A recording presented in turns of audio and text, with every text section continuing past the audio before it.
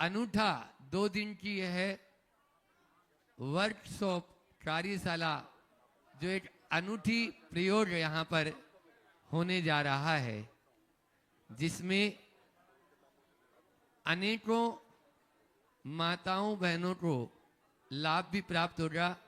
अभी यहाँ पूज्य महाराज श्री जी भी आ रहे हैं और वो भावना योग के माध्यम से इस गर्भ संस्कार और भावना योग जो यह 2 दिन की कार्यशाला यहाँ पर रखी गई है, उसमें बहुत सारे लोगों ने अपना रजिस्ट्रेशन कराया और आज मैं देख रहा हूँ यहाँ पर बहुत सारे लोग अभी आ चुके हैं, आ रहे हैं और ऑनलाइन भी, चाहे देश में चाहे विदेश में, सभी इस कार्यक्रम को सुन रहे हैं।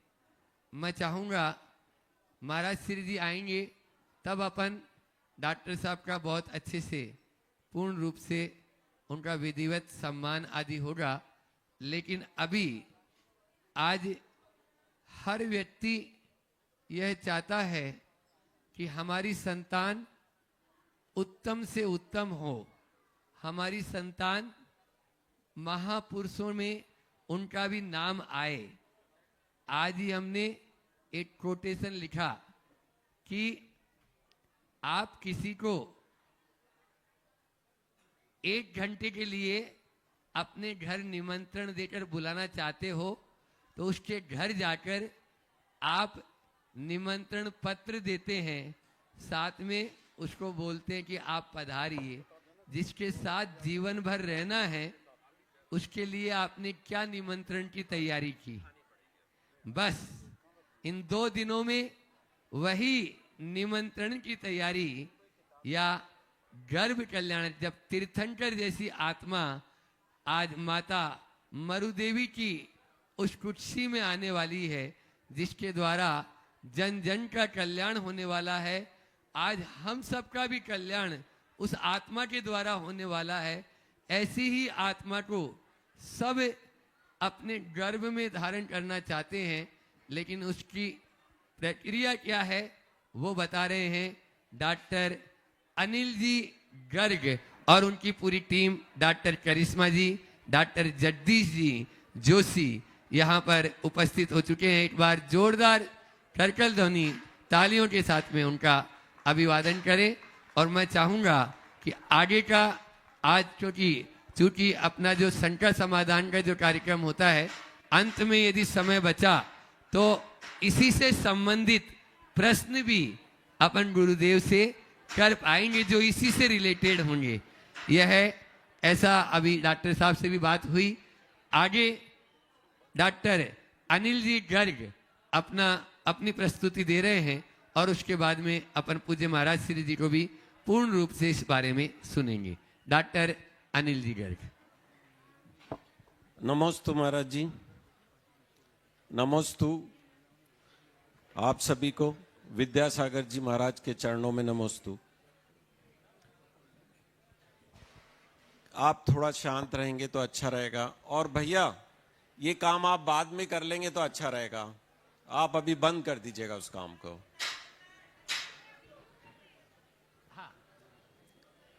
देखिए, जैसा महाराज जी ने कहा, हम सभी एक उत्तम संतान प्राप्त करना चाहते हैं और चाहते हैं कि हमारे घर में कोई डॉक्टर आए, कोई इंजीनियर आए, आईएएस ऑफिसर आए, महाराज जी आए, महावीर आए, बौद्ध आए, शिव आए, शिवाजी आए, माहिल्या आए, झांसी की रानी आए। तो क्या ये संभव है? आज हम उसी पे चर्चा करने वाले हैं और ये सारा जो मेथड है उस पे मैं आज का मॉडर्न साइंस क्या बोलता है उसके बारे में आपको बता रहा हूं। क्योंकि आज आप लोग जो हैं क्यों रखते हैं वो सही भी है। ऐसा क्यों? हमारी जनरेशन, हमारे से बड़ी जनरेशन पालन करती थी जो कहा जाता था। लेकिन ये अच्छा है कि आपको क्यों का उत्तर चाहिए और वैज्ञानिक धरातल पे आज के मॉडर्न साइंस के बेसिस पे मॉडर्न साइंस क्या बोलता है उस पे मैं बात करने जा रहा हूं। देखिए, जब बच्चा आता है तब आप घोर प्रयत्न करते हैं, घोर कोशिश करते हैं और लगे रहते हैं। पैदा होते ही दुर्भाग्यवश सबसे पहले उसको जैक एंड जिल बुलवाते हैं। अधिकांश लोग ऐसा करते हैं, लेकिन मुझे बेहद खुशी है, मैं पिछले 2 महीने से यहां पर लगातार आ रहा हूं महाराज जी के चरणों में, देख रहा हूं कि जैन समाज के अंदर बच्चे किस तरीके से माताओं को लेके आते हैं और गुरु का आशीर्वाद दिलवाते हैं। मैं यह भी बताऊंगा कि इस गुरु के आशीर्वाद के पीछे वैज्ञानिक सत्य क्या है, किस तरीके से हमारे गुरुओं का यह आशीर्वाद काम करता है आपके शरीर में, आपके बच्चे के लिए, वो भी मैं आज आपको बताऊंगा, जिससे आपका विश्वास और प्रगाढ़ होगा, श्रद्धा को और वैज्ञानिक महत्व मिलेगा। तो बच्चा आ गया पृथ्वी पर, तब आप प्रयास करते हैं, क्योंकि आपको पता भी नहीं है। देखिए, जब बच्चा आ जाता है तो वो ऑलरेडी 80% से ज्यादा प्रोग्राम हो चुका होता है। ये ऐसे ही है जैसे आप एक मिट्टी का घड़ा लेके आते हैं। मिट्टी का घड़ा लेके आने के बाद आप उसके आकार में कोई परिवर्तन नहीं कर सकते। हर मिट्टी का घड़ा ठंडक देगा, ठंडा पानी देगा, आवश्यक नहीं है। हो सकता है वो घड़ा पानी लीक करे, ठंडा ना करे, जल्दी टूट जाए। आपका उसमें कोई भी योगदान नहीं है। आप सिर्फ उसको अच्छा कलर कर सकते हैं, अच्छी जगह पे रख सकते हैं, ठंडी जगह पे रख सकते हैं, छान के पानी भर सकते हैं। एग्जैक्टली सेम वे जो बच्चा आपके पास आया है उसका आप ज्यादा कुछ नहीं कर सकते। 80% उसका मस्तिष्क, कॉग्निटिव बिहेवियर, विचार बन चुके हैं। अब हम उसको परिष्कृत करने के लिए सारे धर्मों में, जैन धर्म में, अन्य सनातनी धर्मों में कुछ संस्कारों का प्रचलन है। सनातन में 52, फिर 26 और अब 16 संस्कारों के बारे में बात की जाती है। 16 संस्कार आपको परिष्कृत करने के लिए, संस्कारित करने के लिए, सुसंस्कृत बनाने के लिए वो आपको विभिन्न स्तर पर आपका प्यूरिफिकेशन किया जाता है। उसमें से पहला संस्कार है गर्भ संस्कार, जिस पे आज हम चर्चा करने वाले हैं।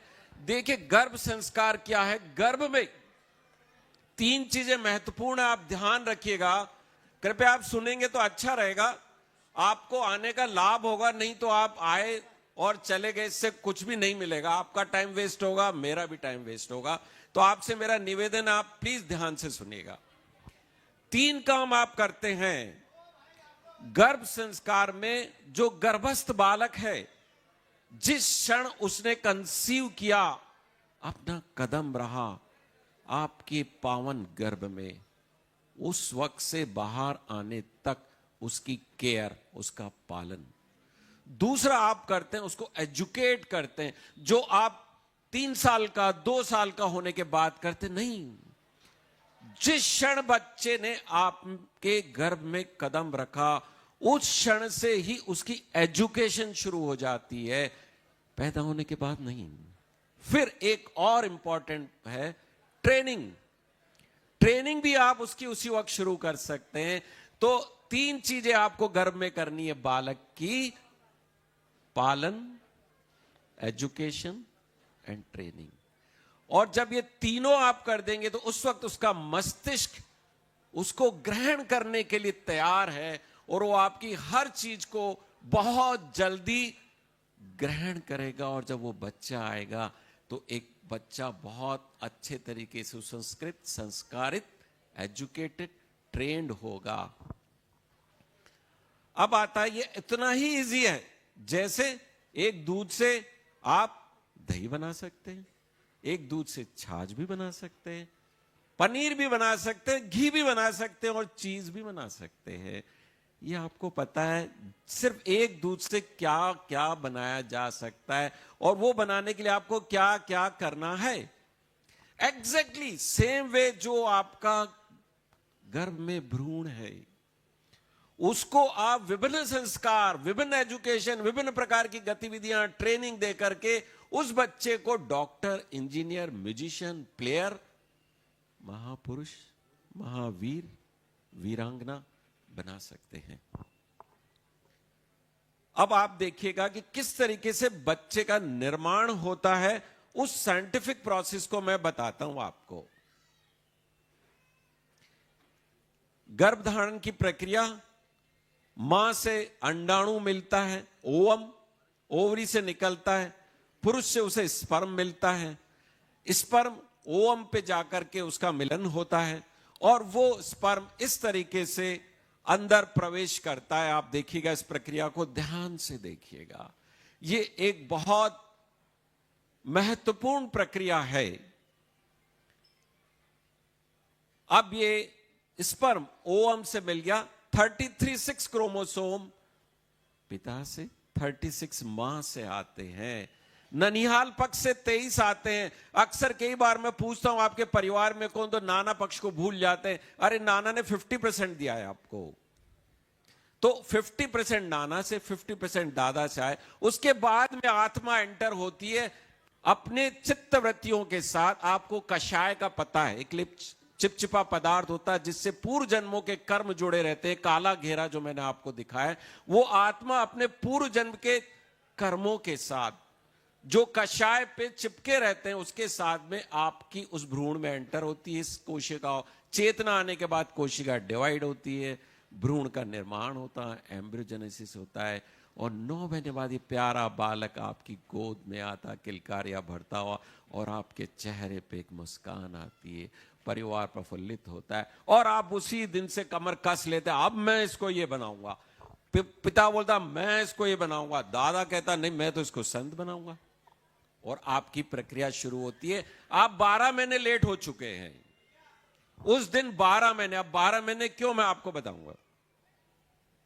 ये बालक जो बना है पिछले जन्म के कर्मों के लेके आया, प्रारब्ध, वो जो आत्मा मैंने आपको बताई उसका प्रारब्ध। अब यहां पर आप कैसे परिवर्तन कर सकते हैं? यदि आप एक दिव्य आत्मा का आह्वान करते हैं। मुनीश्री प्रमाण सागर जी आपको भावना योग के द्वारा बताएंगे किस तरीके से आप एक दिव्य आत्मा का, आप इच्छित आत्मा का आह्वान कर सकते हैं, और ये किया जा सकता है। जिस तरीके से आप एक अच्छे बालक की चाह रखते हैं, उसी तरीके से उत्तम आत्माएं चाह रखती है कि उनको एक ऐसा परिवार मिले जहां पर वो अपनी योग्यताओं को दिखा सके, समाज के प्रति समर्पित हो सके। महान आत्माएं इंतजार कर रही होती है। हमारे भगवान महावीर स्वामी की आत्मा ने भी इंतजार किया।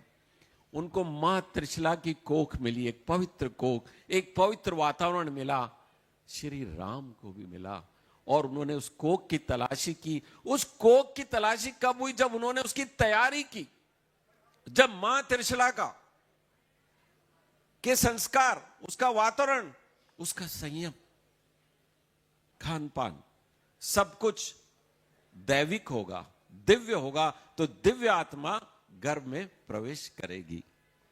दूसरा है माता पिता के क्रोमोसोम, जो मैंने आपको बताया 23 मम्मी से 23 पापा से आते हैं, उनमें भी आप परिवर्तन कर सकते हैं। इसे एपिजेनेटिक्स बोलते हैं।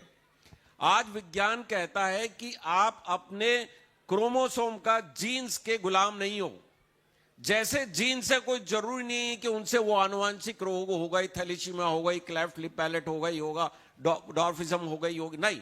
यदि आप मेहनत करते हैं, इसे एपिजेनेटिक फैक्टर कहते हैं, एनवायरमेंटल फैक्टर को चेंज करते हैं, खान पान संयम को चेंज करते हैं, स्ट्रांग डिजायर रखते हैं, तो क्रोमोसोम के फिनोटाइपिक मीन्स उनकी एक्सप्रेशन में, व्यवहारिक गुण में परिवर्तन कर सकते हैं। इसे एपिजेनेटिक बोलते हैं। ये ऐसे ही जैसे एक बच्चे को गंदे बच्चों के साथ रखते हैं तो वो गंदा बच्चा बन जाता है, और अच्छी संगति पे, महाराज जी की संगति में रखते हैं तो वो दैविक गुण सहित होकर दैविक बच्चा बन जाता। बच्चा वही है, तो जो परिवर्तन वो एपिजेनेटिक्स के कारण हुआ, तो वो भी आप कर सकते हैं। फिर मां 12 महीने तक, मैं बार बार 12 महीने बोल रहा हूं, 12 महीने तक किस तरीके से ध्यान रखती है उस पर डिपेंड करता है। और एक बात बहुत महत्वपूर्ण, अक्सर घरों में बच्चा कैसा होता है लड़का लड़की खराब अच्छा, उसका सारा दोष परिवार मां को देता है। लेकिन उस बच्चे के निर्माण में परिवार के एक एक सदस्य का उतना ही रोल है जितना मां का। अरे मां ने तो 9 महीने इतना कष्ट सहा है, वो दिव्य है, देवी है, जो आपके कुल दीपक को जन्म देने वाली है, वो आपके पोते को जन्म देने वाली है, वो आपके भांजे को, आपकी भांजी को जन्म देने वाली है, भतीजा भतीजा आने वाले हैं। तो वो तो पूजनीय है। उस 9 महीने में वो देवी है, क्योंकि एक आत्मा का, जीवात्मा का उसी के थ्रू पृथ्वी पे अवतरण होने वाला है। तो उसको दोष देना अपने आप को दोष देना है, क्योंकि उस वक्त वो आपके कुल दीपक को ला रही है। तो जैसा वातावरण आप प्रोवाइड करोगे वैसा बच्चा बनेगा। जैसे एग्जाम्पल हम लेते हैं, हिरण्याकश्यप को जानते हैं, दानव था, राक्षस था, लेकिन उसकी पत्नी सुशील थी, दिव्य थी, सात्विक थी। वो नहीं चाहती थी कि उनके खानदान में एक राक्षस का जन्म हो। उन्होंने तपस्या की और देव मुनि को फोन लगाया, नारद मुनि को, see I want a great baby, divine baby, मेरे को मेरे पति जैसा बच्चा नहीं चाहिए, मैं क्या कर सकती हूँ। नारद मुनि आते हैं, कंसल्टेशन होता है, नारद मुनि कहते हैं yes I can do it, you follow my गर्भ संस्कार प्रोसेस। और वो नारद मुनि मां कयादु को अपने आश्रम में लेके जाते हैं। घोर तपस्या, आश्रम का पवित्र वातावरण भ्रूण को मिलता है, फल स्वरूप एक दिव्य आत्मा का जन्म होता है, जिसे बोलते हैं प्रहलाद। ये एग्जाम्पल मैं आपको इसलिए दे रहा हूं कि आप ये समझें कि आपका वातावरण कुछ भी हो, यदि आप चाहते हैं कि आपको ऐसा पुत्र या पुत्री चाहिए तो आपको प्रयास करेंगे तो वैसा मिलेगा। अब आप ये सोचिए कि ईश्वर ने हमें क्यों बनाया, इस क्यों के उत्तर में आपका दायित्व आएगा। ये साउंड नहीं आ रहा क्या?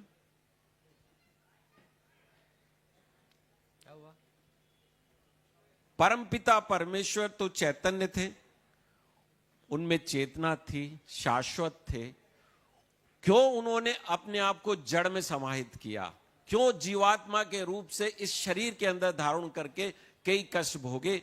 उसका कारण था कि वो जो एक गैस का गुब्बारा था, पूरा ब्रह्मांड शुष्क था, वहां कोई प्रेम नहीं था, कोई संगीत नहीं था। वो चाहते थे एक ऐसी सुंदर दुनिया का बनाना जहां पर सिर्फ प्रेम हो, प्रेम का संगीत हो, सुंदर पौधे हो, अच्छे पक्षी हो, मानव हो, स्त्री पुरुष से प्रेम करे, पुरुष स्त्री से प्रेम करे। इसलिए उसने हमारा निर्माण किया। अतः दिव्य संतान पैदा करना आपका दायित्व है, सामाजिक दायित्व है, क्योंकि वो संतान सिर्फ आपकी नहीं है, वो संतान समाज की है, राष्ट्र की है, दुनिया की है, और वो ही संतान इस समाज का निर्माण करने वाली है। यदि आपका बच्चा अच्छा है और बाहर के 9 बच्चे अच्छे नहीं है तो आपका अच्छा बच्चा खराब बन जाएगा। तो आपको तो अपना अच्छा या दिव्य बच्चा या श्रेष्ठ संतान पैदा करनी है, पड़ोसी के घर भी अच्छा बच्चा होना चाहिए। नहीं तो वो अच्छा एक 9 के साथ क्या करेगा, जैसा आज हम देख रहे हैं कि चारों तरफ कुछ लोग मानवता के दुश्मन बने हुए हैं। किस प्रकार का संहार चारों तरफ हो रहा है, इसका हमें ध्यान रखना होगा। सोरठी कवि ने तो यहां तक कहा है कि ए जननी जने तो भक्त जन, कै दाता कै सूर, नहीं तो रहे बांझड़ी मति गमाजे नूर। कितना गहरा है। ये आपका दायित्व है कि आप एक श्रेष्ठ संतान का, एक नॉर्मल संतान को आप जन्म दें।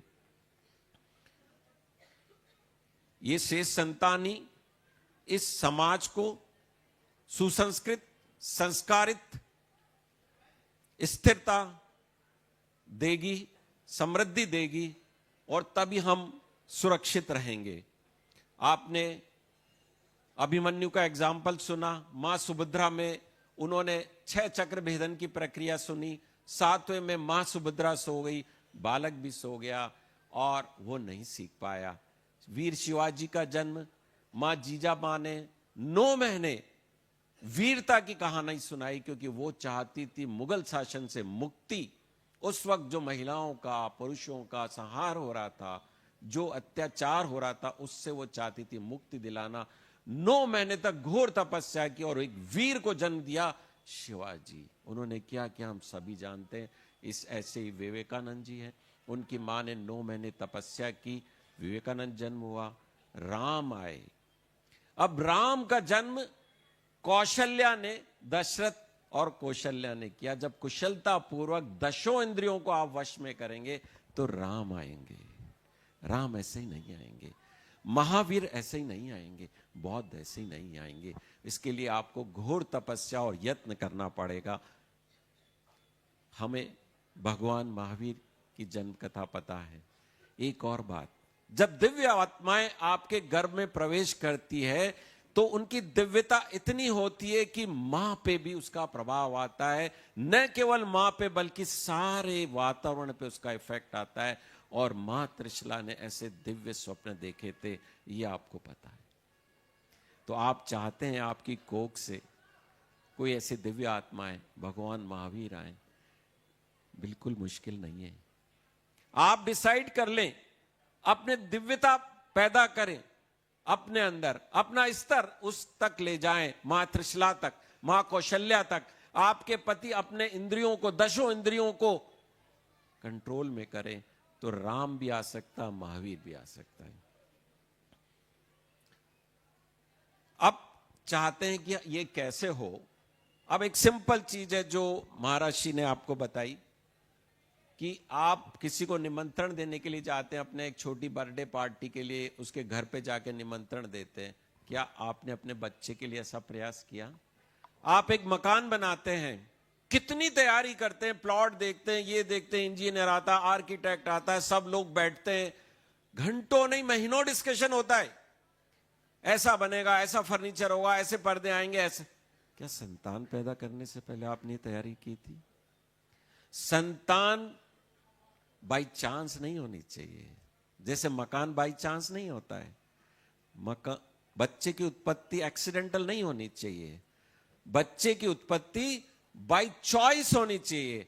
और बाई चॉइस के साथ में संतान तो चाहिए, संतान कैसी चाहिए इसका डिसीजन भी आपको होना चाहिए। जैसे आपने डिसाइड किया कि कैसा मकान आपको चाहिए, वैसे ही संतान कैसी आपकी होगी उसकी प्लानिंग भी आपको होनी चाहिए। आपको क्रिकेटर चाहिए, संत चाहिए, म्यूजिशियन चाहिए, तबला वादक चाहिए, ये आप ही को डिसाइड करना होगा। इसके बाद में आपको तैयारी करनी है। इसमें एक बहुत ही सिंपल प्रोसेस मैं आपको बताता हूं। आप कॉम्प्लिकेटेड प्रोसेस में नहीं जाना चाहते हैं तो सिर्फ आपको एक बात समझनी कि जिस क्षण आपकी कोख में, इस पवित्र कोख के अंदर बच्चे ने एडमिशन लिया, उस क्षण वो बच्चा कोख के अंदर नहीं है, वो बच्चा आपकी गोद में है। हर क्षण वो आपको देख रहा है, हर क्षण वो खा रहा है जो आप खा रहे हैं, हर क्षण वो सुन रहा है जो आप सुन रहे हैं, हर क्षण वो सीख रहा है जो आप कर रहे हैं। आप रील देखते हैं, व्हाट्सएप देखते हैं, सास बहू के गंदे सीरियल देखते हैं, नाइट को नेटफ्लिक्स देखते हैं, तो जो आप वो सब देख रहे हैं वो सब बच्चा देख रहा है। फिर जब बच्चा आता है, मोबाइल मांगता है, तो आप गुस्सा होते हो, कहते हो मेरा बच्चा मोबाइल। अरे आपने 9 महीने छोड़ा था क्या?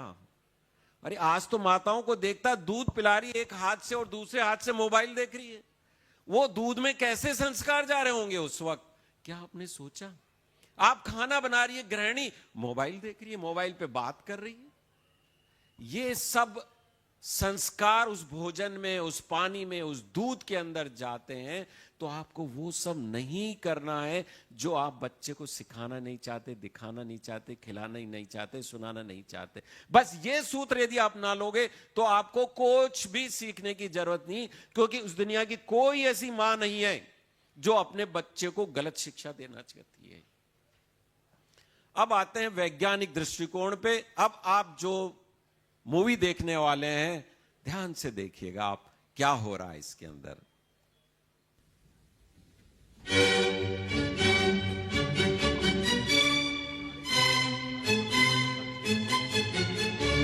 बाहर म्यूजिक बज रहा है और बच्चा अंदर गाने की कोशिश कर रहा है, डांस कर रहा है। ध्यान से देखिए उसको। हो सकता है इस वक्त आपका बच्चा भी ये म्यूजिक सुन करके अंदर कुछ कर रहा हो।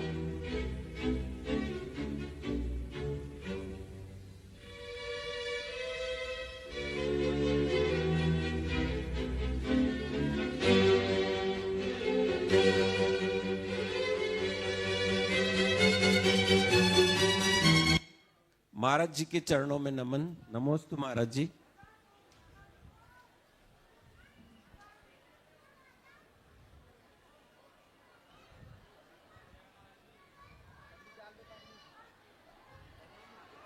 पूज्य महाराज श्री जी गुरुवर मंचासीन हो रहे हैं और आज यहाँ पर जितनी भी माताएं बहनें हैं वे सब उनका आशीष भी पाएगी गर्भ कल्याण की इस पावन बेला में पूर्वार्ध रूप में। पूज्य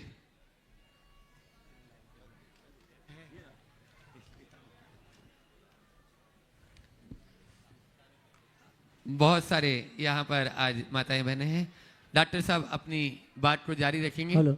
फिर आगे का कार्य और महाराज श्री जी को सुनेंगे। मेरा सबसे निवेदन है, जितनी गर्भवती महिलाएं हैं वे प्लीज इधर आ जाएं। कई लोग बाद में लेट आए हैं, पीछे कोई भी गर्भवती महिला ना बैठे, वो सब आगे आ जाएं। और जो गर्भ धारण करना भी चाह रहे हैं वे भी आ जाएं। जो गर्भवती नहीं है वे पीछे चले जाएं।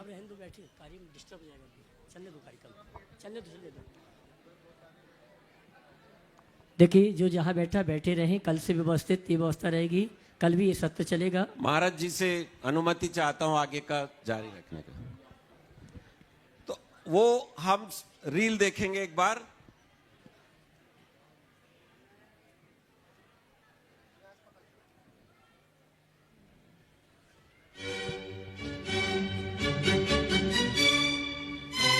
ये बालक गर्भ में है और बाहर म्यूजिक बज रहा है और ये बालक उस म्यूजिक को रेस्पॉन्ड कर रहा है। ये कोई कठिन कार्य नहीं है, आप भी 4D सोनोग्राफी करवा के देख सकते हैं।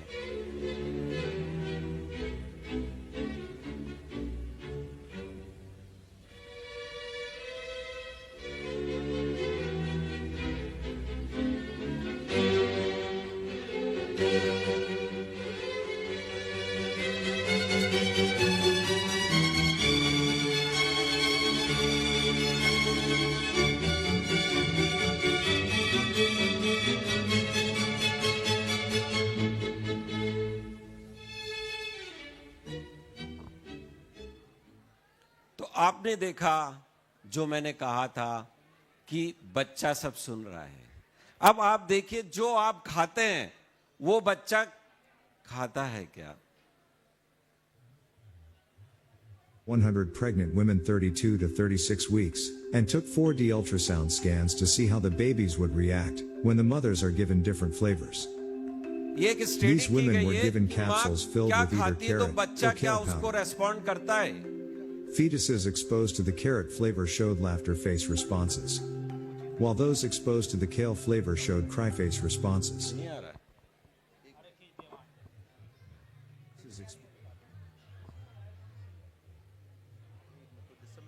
वायर खींच दिया। तो ये आपको वीडियो अभी बता रहे, थोड़े से wire. This study is still going on.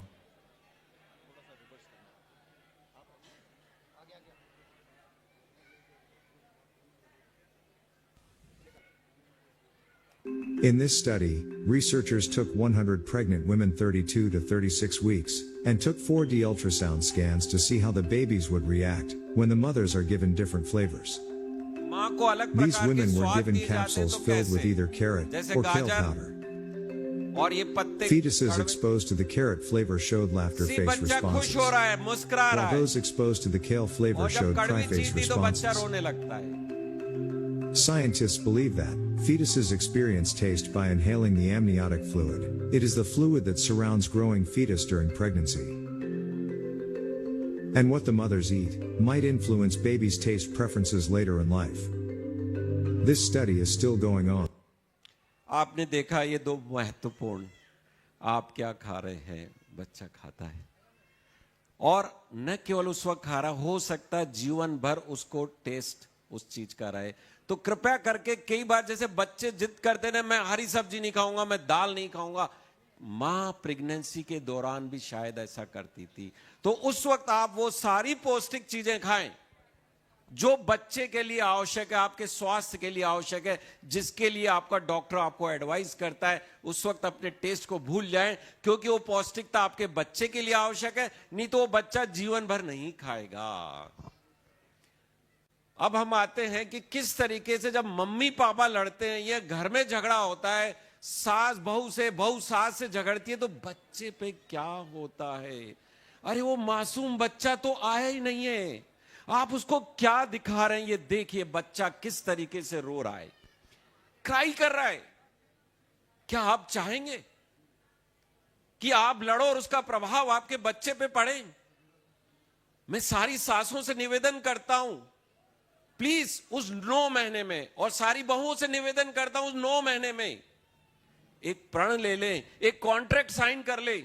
इस 9 महीने में हमका कितना ही विचार मतभेद हो, कितना ही झगड़ा करने की इच्छा हो, पत्नी आपको कितना ही खाना खराब बना के दे, बहू सेवा करे या नहीं करे, सास की, उस वक्त मत लड़ो। इकट्ठे कर लो पेपर पे, 9 महीने बाद सारा हिसाब कर लेना, बाद में लड़ लेना। क्योंकि जो बच्चा आ रहा है उससे तो आपका झगड़ा नहीं है ना। बहू खराब हो सकती, सास खराब हो सकती, लेकिन वो बच्चा तो नहीं हो सकता। तो उसके सामने मत लड़ो, और जब भी लड़ो ये फोटो ध्यान रख लेना, तो आप कभी नहीं लड़ोगे। और 9 महीने बाद आप लड़ना भूल जाओगे, सिर्फ क्योंकि आप 9 महीने में प्रेम का आनंद ले चुके होंगे। सिर्फ आपके जीवन में प्रेम रहेगा। अब आप देखिए बच्चा है, ये नॉर्मल बच्चा है, और अब देखिए बच्चा इरिटेट हो रहा है, खुजली कर रहा है, बार बार चेहरे पे हाथ लगा रहा है। ये क्यों कर रहा है मालूम है? इसकी मां बाहर स्मोकिंग कर रही है। एक जमाना था तब कब अभी लड़कियों से और महिलाओं से नहीं पूछते थे do you smoke, but nowadays we ask every woman and the girls do you smoke as a history. Many of the girls आज स्मोकिंग करती है, जो बेहद खतरनाक है। तो और उसका प्रभाव आप देखिए कि आप स्मोकिंग कर रही हो, आपके बच्चे में स्मोकिंग का सबसे ज्यादा डेंजरस इफेक्ट होता है उसके मस्तिष्क पे और उसके व्यवहार में। ये विभिन्न मुद्राएं हैं, बाहर क्या क्या हो रहा था वैसा वैसा बच्चा रेस्पॉन्ड करता जा रहा है। ये पूरे केमिकल्स से, जब आप तनाव में रहते हैं तो किस तरीके से आपके शरीर में केमिकल्स बनते हैं, वो हार्मोन बनते हैं प्लेसेंटा के थ्रू, डायरेक्ट ब्रेन पे जाते हैं और ब्रेन के डेवलपमेंट पे सीधा इफेक्ट डालते हैं, सीधा इफेक्ट डालते हैं। इस तरीके से एक एक्सपेरिमेंट किया फ्रॉग के ऊपर, उसको कुछ वेव्स दी गई और वो फ्रॉग ने करके सिलेंडर बन गया। जैसा हम सुनते हैं ना, गर्भवती माताओं को 9 महीने मोबाइल पूर्णतया वर्जित है। वर्जित इतना है कि वो पास में रख के ना सोए और पति भी ना देखे। ये पालन कठोरतम है, न टीवी देखना, न न्यूज सुनना है, और मोबाइल से तो कोसों दूर रहना है। 12 महीने, गर्भ धारण के 3 महीने पहले और गर्भ धारण के 9 महीने के दौरान ये कठिन व्रत, और मैं कह सकता हूं आप लोग तो कर सकते हैं। जो लोग जैन धर्म का पालन कर रहे हैं, कठोरतम धर्म है जिसके अंदर कठोरतम तपस्याएं की जाती है, और आप कर रहे हो तो मोबाइल की बहुत छोटी सी बात आप आराम से कर सकते हो। फिर आता है कि मैंने कहा था कि गुरु जो आशीर्वाद देते हैं उसका मतलब है क्या? जो आपको अच्छे शब्द बोले जाते हैं, आपको बड़े लोग महाराज श्री आशीर्वाद देते हैं, क्या उन शब्दों में ताकत है, वो फलित होते हैं? तो उसके ऊपर एक जापानी साइंटिस्ट ने एक्सपेरिमेंट किया। पानी को उन्होंने कुछ अच्छे शब्द और बुरे शब्द सुनाए, तो पानी की संरचना में ही परिवर्तन हो गया, क्योंकि वाटर में मेमोरी होती है। अब आप देखिएगा, ये जापानी साइंटिस्ट ने एक्सपेरिमेंट करके बताया। पानी लिया, पानी की बोतल में कुछ अच्छे शब्द लिए, किस तरीके से मॉलिक्यूल्स की संरचना बनी,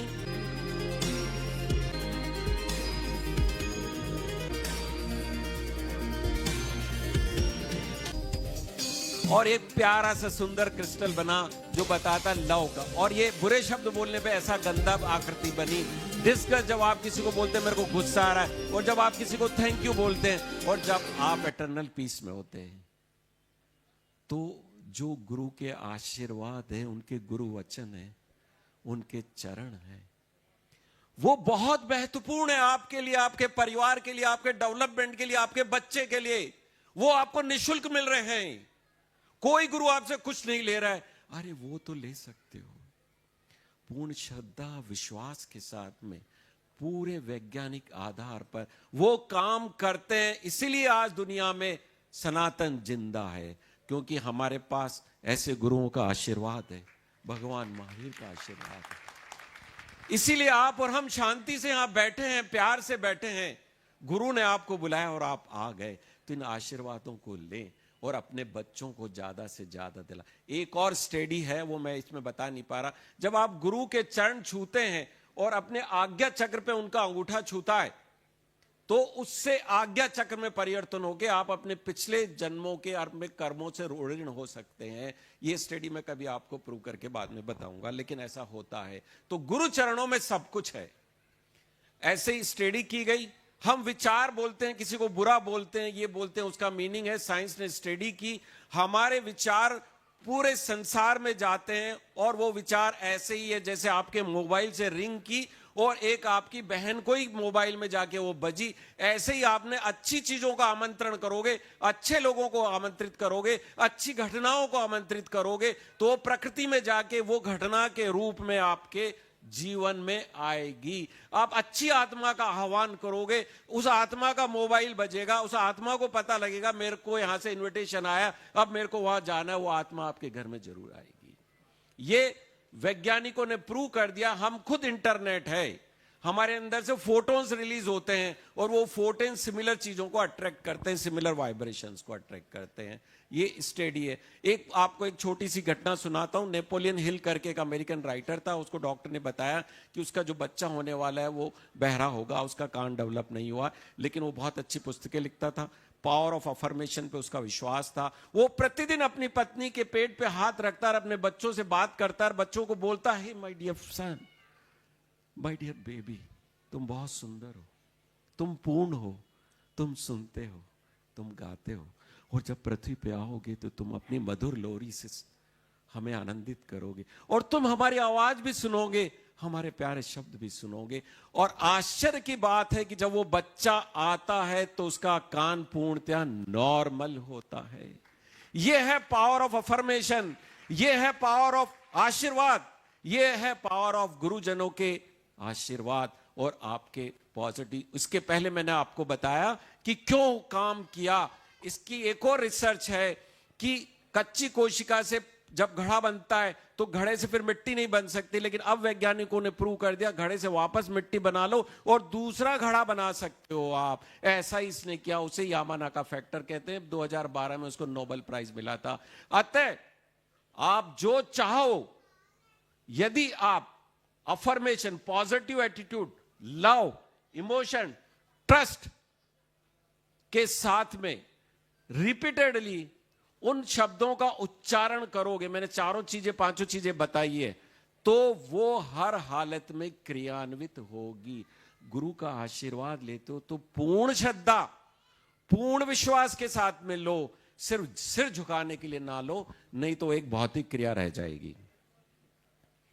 वैज्ञानिकों ने स्टडी की, प्रेयर की, 100 महिलाओं से प्रेयर करवाई, 100 महिलाओं को कुछ नहीं बोला, तो जिन्होंने प्रेयर की उनकी गर्भधारण की जो प्रतिशत था 100% बढ़ा। ये जो मैं पूरे टाइम आपको ही बता रहा हूं, आशीर्वाद और प्रेयर का क्या तात्पर्य है। ओम के बारे में तो thousands of paper has been publish. Om का उच्चारण आपके बहुत सारे खराब कर्मों को, आपके व्यवहार को, आपकी प्रवृत्ति में बदलाव लाके आपके मन को शांत और संयमित और स्थिर कर सकता है। और यदि आप ओम का उच्चारण करते हैं, आपने देखा सारे मंत्रों के पहले ओम आता है। ओम एक बहुत पावरफुल शब्द है। ये आपके हर जगह प्रभाव डालता है। साउंड का इफेक्ट, हरिप्रसाद चौरसिया के पिताजी राकेश चौरसिया भी बांसुरी वादक थे, शिव कुमार जी के पिताजी राहुल कुशमा जी सतूर वादक थे, और हुसैन जो तबला वादक है उनके पिताजी अल्लाह रखा, जब वो पेट में था तो अपनी पत्नी के पेट के ऊपर हल्का तबला बजाते थे, तो पैदाइशी तबला वादक पैदा हुआ। लेकिन आप क्रिकेट मत खेलने लग जाना।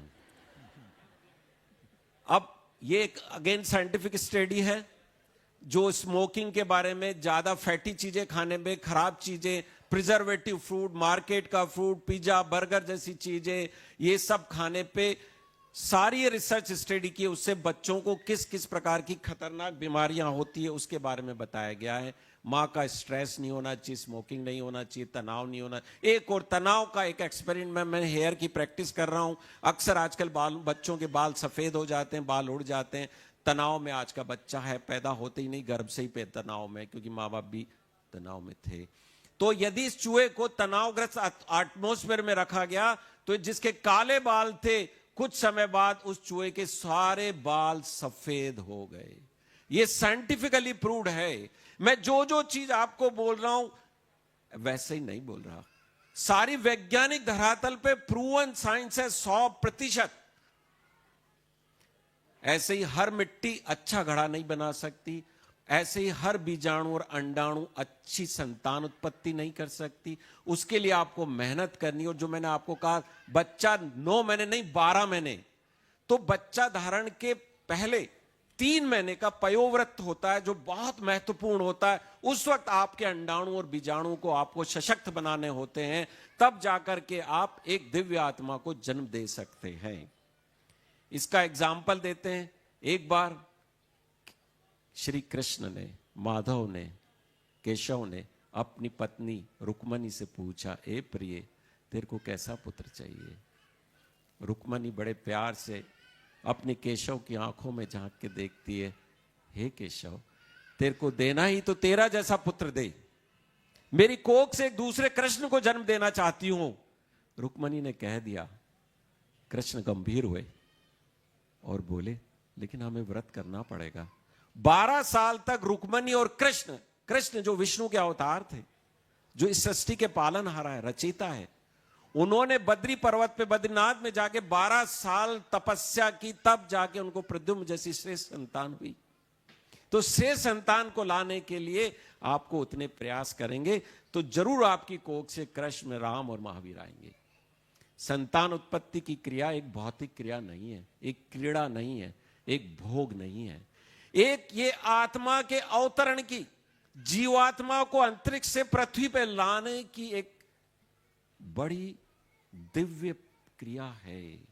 इसको कतई भोग या भौतिक क्रिया न समझे।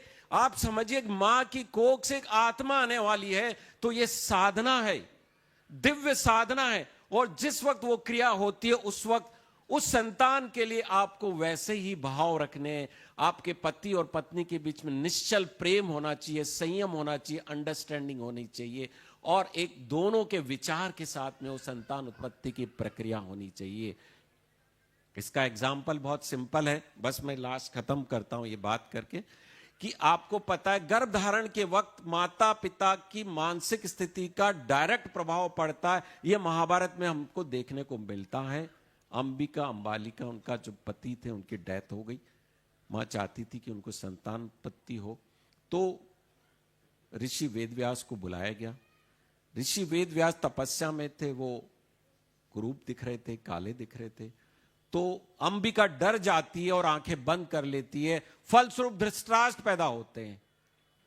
अंबालिका डर के पीली पड़ जाती है, तो कौन पैदा होता है? पांडु पैदा होते हैं। लेकिन दासी, परिश्रमी देवी पूर्ण रूप से प्यार से अपने आप को समर्पित कर देती है, तो कौन पैदा होते हैं? एक चतुर, कौन? विदुर पैदा होते हैं। तो यह बहुत महत्वपूर्ण है कि उस क्रिया के वक्त आपके विचार कितने शुद्ध और कौन से वातावरण में हो रही है। अक्सर हनीमून पे आप जाते हैं, वहां गर्भ धारण होता है, तो कोई सी भी आत्मा आपके गर्भ में प्रवेश कर सकती है। तो आपको ये क्रिया के लिए भी आपको एटमॉस्फेयर और जगह, आपका शुद्ध वातावरण होना चाहिए। अमेरिकन मैगजीन में पब्लिश हुआ है, your genes are not your destiny. ये बहुत बड़ा स्टेटमेंट है। हम अपने जीन्स और क्रोमोसोम के गुलाम नहीं हैं। हम चाहें तो उनका परिवर्तन कर सकते हैं, ये सारी प्रक्रियाओं के द्वारा। मेरा समय समाप्त हुआ।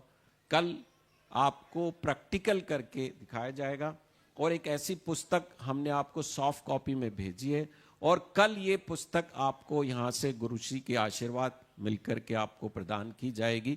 और आप इस पुस्तक के सॉफ्ट कॉपी भी QR कोड सही सब देख सकते हैं, और आप अपने मित्रों को ये बताइएगा।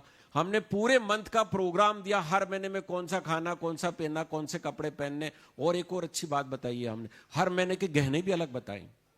हर महीने आप अपने पति को, सास को बोलो इस महीने ये वाला गहना पहनना है, नहीं तो बच्चा अच्छा नहीं होएगा।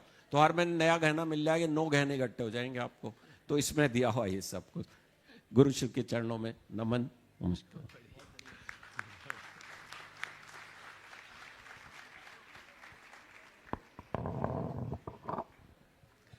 धन्यवाद डॉक्टर गर्ग जी। हर माँ का बेटी बेटा कैसा हो, महापुरुषों जैसा हो, गर्भ संस्कार दिव्य संतान का प्रथम सत्र आज प्रारंभ हुआ। विशेष रूप से संघ का सम्मान के कार्यक्रम में सत्र हम और आप देख रहे हैं। डॉक्टर अनिल जी गर्ग जो कि प्लास्टिक सर्जन हैं, MS हैं, MCH हैं, MA योगा और गर्भ संस्कार के लिए वैज्ञानिक जानकारी आप तक प्रेषित कर रहे हैं। मैं चाहूँगा इनके सम्मान के लिए जोरदार ताली बजाकर इनका सम्मान करें। आप कहीं भी जाएंगे, लेकिन जो जानकारी आज अनिल जी ने आप तक प्रेषित की, बहुत ही महत्वपूर्ण, बहुत ही सुंदर ढंग से आपके सामने प्रेषित की है। मैं आपसे कहना चाहूँगा, आपने 11 अंतर्राष्ट्रीय पुस्तकें लिखी हैं और 16 रिसर्च पेपर पब्लिश किए हैं, और अब अपना शेष जीवन समाज की सांस्कृतिक उन्नति के लिए, गर्भ संस्कार के लिए, जागरूकता एवं जानकारी के लिए कार्य कर रहे हैं। ऐसे डॉक्टर अनिल जी गर्ग के लिए मैं चाहूँगा सभी महिलाएं जोरदार तालियां बजनी चाहिए।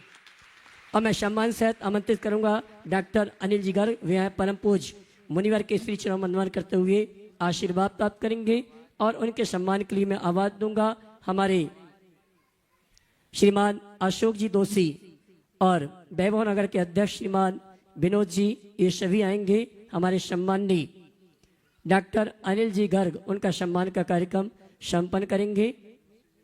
दोषी जी शायद नहीं है, भाई मनोज जी आ जाइए। और अगर यहाँ पर गोकुल नगर मंदिर कमेटी के अध्यक्ष हैं तो वो भी आ जावे सम्मान के लिए, हमारे सम्माननीय। और इसी क्रम में आज इस सत्र में हमारे बीच में डॉक्टर जगदीश जी जोशी, जो कि वरिष्ठ योग प्राकृतिक चिकित्सक हैं और पिछले कई वर्षों से विभिन्न संस्थाओं के माध्यम से अपनी सेवाएं निःशुल्क दे रहे हैं। मैं सम्मान सहित आमंत्रित करूंगा डॉक्टर जगदीश जी जोशी, वे आए परम पूज्य मुनिवर के श्री चरण वंदन करते हुए आशीर्वाद प्राप्त करेंगे।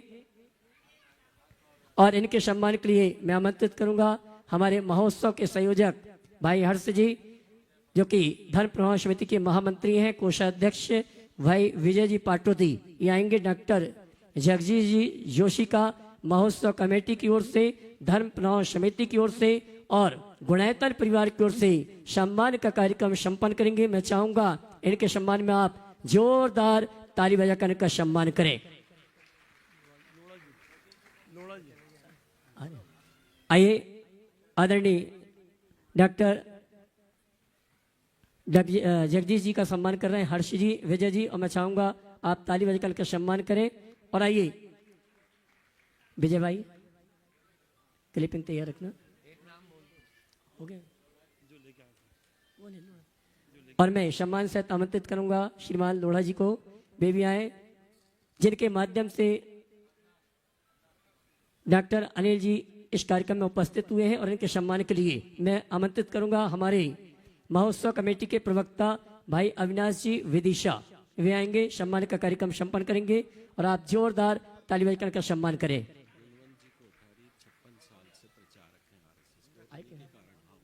श्रीमान गुणवंत जी गृह त्यागी हैं, जो कि RSS के विगत कई वर्षों से प्रचारक हमारे बीच उपस्थित हैं। मैं आमंत्रित करूंगा वे आए, परम पूज्य मुनिवर के श्री चरण वंदन करते गुरु वंदना का सौभाग्य प्राप्त करेंगे। श्रीमान गुणवंत जी जोरदार ताली बजाकर के सम्मान करें, मंच पे लेके आए उनको यहाँ तक। और ये जो व्यवस्था आप डॉक्टर अनिल जी गर्ग के माध्यम से देख रहे हैं, हमारे गुणवंत जी के माध्यम से जन जन तक पहुंचाई जा रही है। ऐसे गुणवंत जी के लिए आप जोरदार ताली बजाकर का सम्मान करें। और इनके सम्मान के लिए आमंत्रित करूंगा हर्ष भैया, अजावे, साथ में विनोद जी और विजय जी। भाई नीरज जी एडवोकेट आप भी आ जावे, आइए पहुंचो, जल्दी पहुंचो जी। और आइए आज जिन्होंने गुणायतन, कैमरे के सामने मत आइए, और आइए जिन्होंने आज गुणायतन से जुड़ने का अवसर सौभाग्य प्राप्त किया। विजय भाई तैयार रहना। श्रीमान दिनेश जी, अनिल जी, सुनील जी, संदीप जी, सुधीर जी, अंकेश जी, हृदय जी जैन, सिनेमा वाला परिवार, देवरी कला, जिला सागर, मध्य प्रदेश, जिन्होंने गुणायतन में सूत्रधार के रूप में जुड़ने का अवसर सौभाग्य प्राप्त किया है। मैं चाहूंगा हमारे बीच उपस्थित नहीं, लेकिन उनके भावों के अनुमोदन के लिए आप जोरदार ताली बजाकर उनका सम्मान करें। और आइए चलते हैं हम और आप परम पूज्य मुनिश्री प्रमाण सागर जी महाराज से निवेदन करेंगे। गर्भ संस्कार दिव्य संतान के प्रथम सत्र में आपका उद्बोधन हम सभी को प्राप्त हो। दोनों हाथ रखे जयकारा लगाएंगे। बोले परम पूज्य मुनिश्री प्रमाण सागर जी महाराज की नमोस्तु गुरुवर।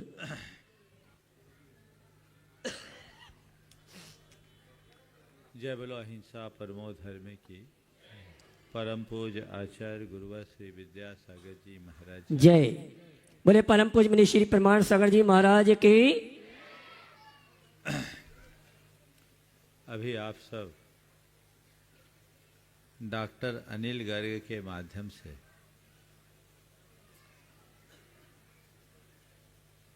गर्भाधान की जो वैज्ञानिक प्रक्रिया है उसे सुन रहे थे। डॉक्टर साहब ने बहुत ही वैज्ञानिक और तार्किक तरीके से अपनी बात प्रस्तुत की। डॉक्टर साहब ने ये बात आज की है, पर हमारे आचार्यों ने आज से हजारों वर्ष पहले ये बात की। जो बातें अभी डॉक्टर साहब के माध्यम से प्रस्तुत की गई ये नई नहीं, ये सब बातें हमारे शास्त्रों में निबद्ध है। हम लोगों के साथ सबसे बड़ी कमजोरी ये हो गई कि हम आज शास्त्र की बातों को कम और पश्चिम की बातों को ज़्यादा महत्व देने लगे। अभी सब बातों को आप सबको वैज्ञानिक आधार पर प्रस्तुत किया जा रहा था। मुझे समझ में नहीं आता कि आज हमें इतने ज़्यादा वैज्ञानिक आधारों की जरूरत क्या है। अगर सच्चे अर्थों में देखा जाए तो भारतीय ज्ञान परंपरा का जो विज्ञान है वो अपने आप में परिपूर्ण है, उसे अन्य किसी आधार की जरूरत नहीं। हम अपने शास्त्रों की कुछ प्रसंगों को देखें, आप पाएंगे कि ये जो बातें अभी आपके बीच कही गई ये हमारी ही बात की नई व्याख्या है। आज मुझे भावना योग भी कराना है और कुछ प्रासंगिक बातें भी करनी है। मुझे इस बात की बेहद प्रसन्नता है कि भगवान के गर्भ कल्याणक के इस प्रसंग पर आज गर्भाधान जैसी संपूर्ण प्रक्रिया पर इतनी खुली, स्पष्ट और वैज्ञानिक चर्चा आप सबके बीच हुई। इसकी बहुत जरूरत है।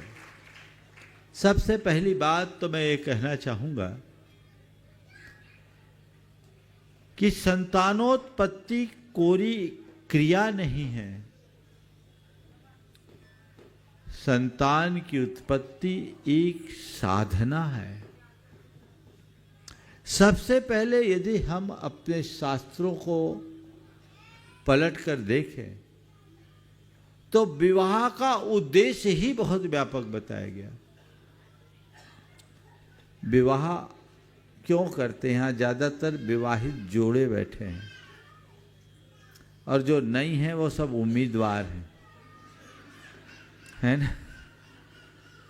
आखिर हम लोगों को छोड़ के, नहीं तो उल्टा मत बोल देना। ये विवाह का उद्देश्य क्या, आप सुनकर आश्चर्य करेंगे।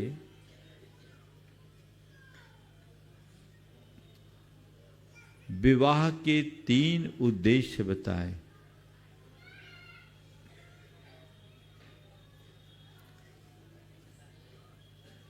संतति, प्रजा उत्पत्ति, धर्म संपत्ति और रति। यानी पहला उद्देश्य संतति का विकास, केवल संतान नहीं, संतति। संतति और संतान में बड़ा अंतर है, शब्दों को देखिए। संतान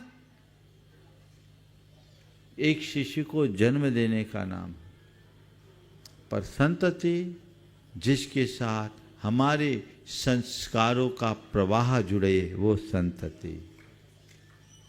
जिसके साथ संस्कृति हो वो संतति। ओम।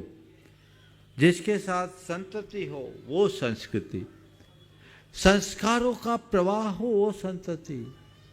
और इस संतति को, प्रजा की उत्पत्ति को सबसे पहला उद्देश्य बनाया गया विवाह का, क्योंकि संतति के अभाव में संस्कृति नहीं, इसलिए संतति का विकास हो। अरे कैसे हो? भारत की एक प्राचीन परंपरा थी, कृषि प्रधान भारत की मुख्य व्यवस्था आज भी है। और कृषकगण जब बीज बोकर फसल उगाते तो अपने बीजों को सतत संरक्षित रखते थे, ताकि आगामी काल में उन्हें बोया जा सके। बात समझ रहे हैं? आपकी जो संतति है उसमें आपकी संस्कृति का बीज है। आने वाले युग में जो भी संतति आएगी उसी से आएगी। तो हमें चाहिए कि हम बीज की उर्वरता को सुरक्षित रखें, उन्नत बीज को संरक्षित रखें। और बीज सुरक्षित कब होगा? जब हम उसे सुरक्षित तरीके से संरक्षित करेंगे। बीज में यदि घुन लग जाए अथवा मॉइस्चर का ज़्यादा प्रभाव पड़ जाए तो उसकी उर्वरा शक्ति कमज़ोर पड़ जाती है। ऐसे ही हमारी संतान में यदि बुराइयों और व्यसनों का घुन लग जाए या संगति का दुष्प्रभाव पड़ जाए तो आने वाले दिनों में उसकी सारी क्षमताएं छिन्न भिन्न हो जाती।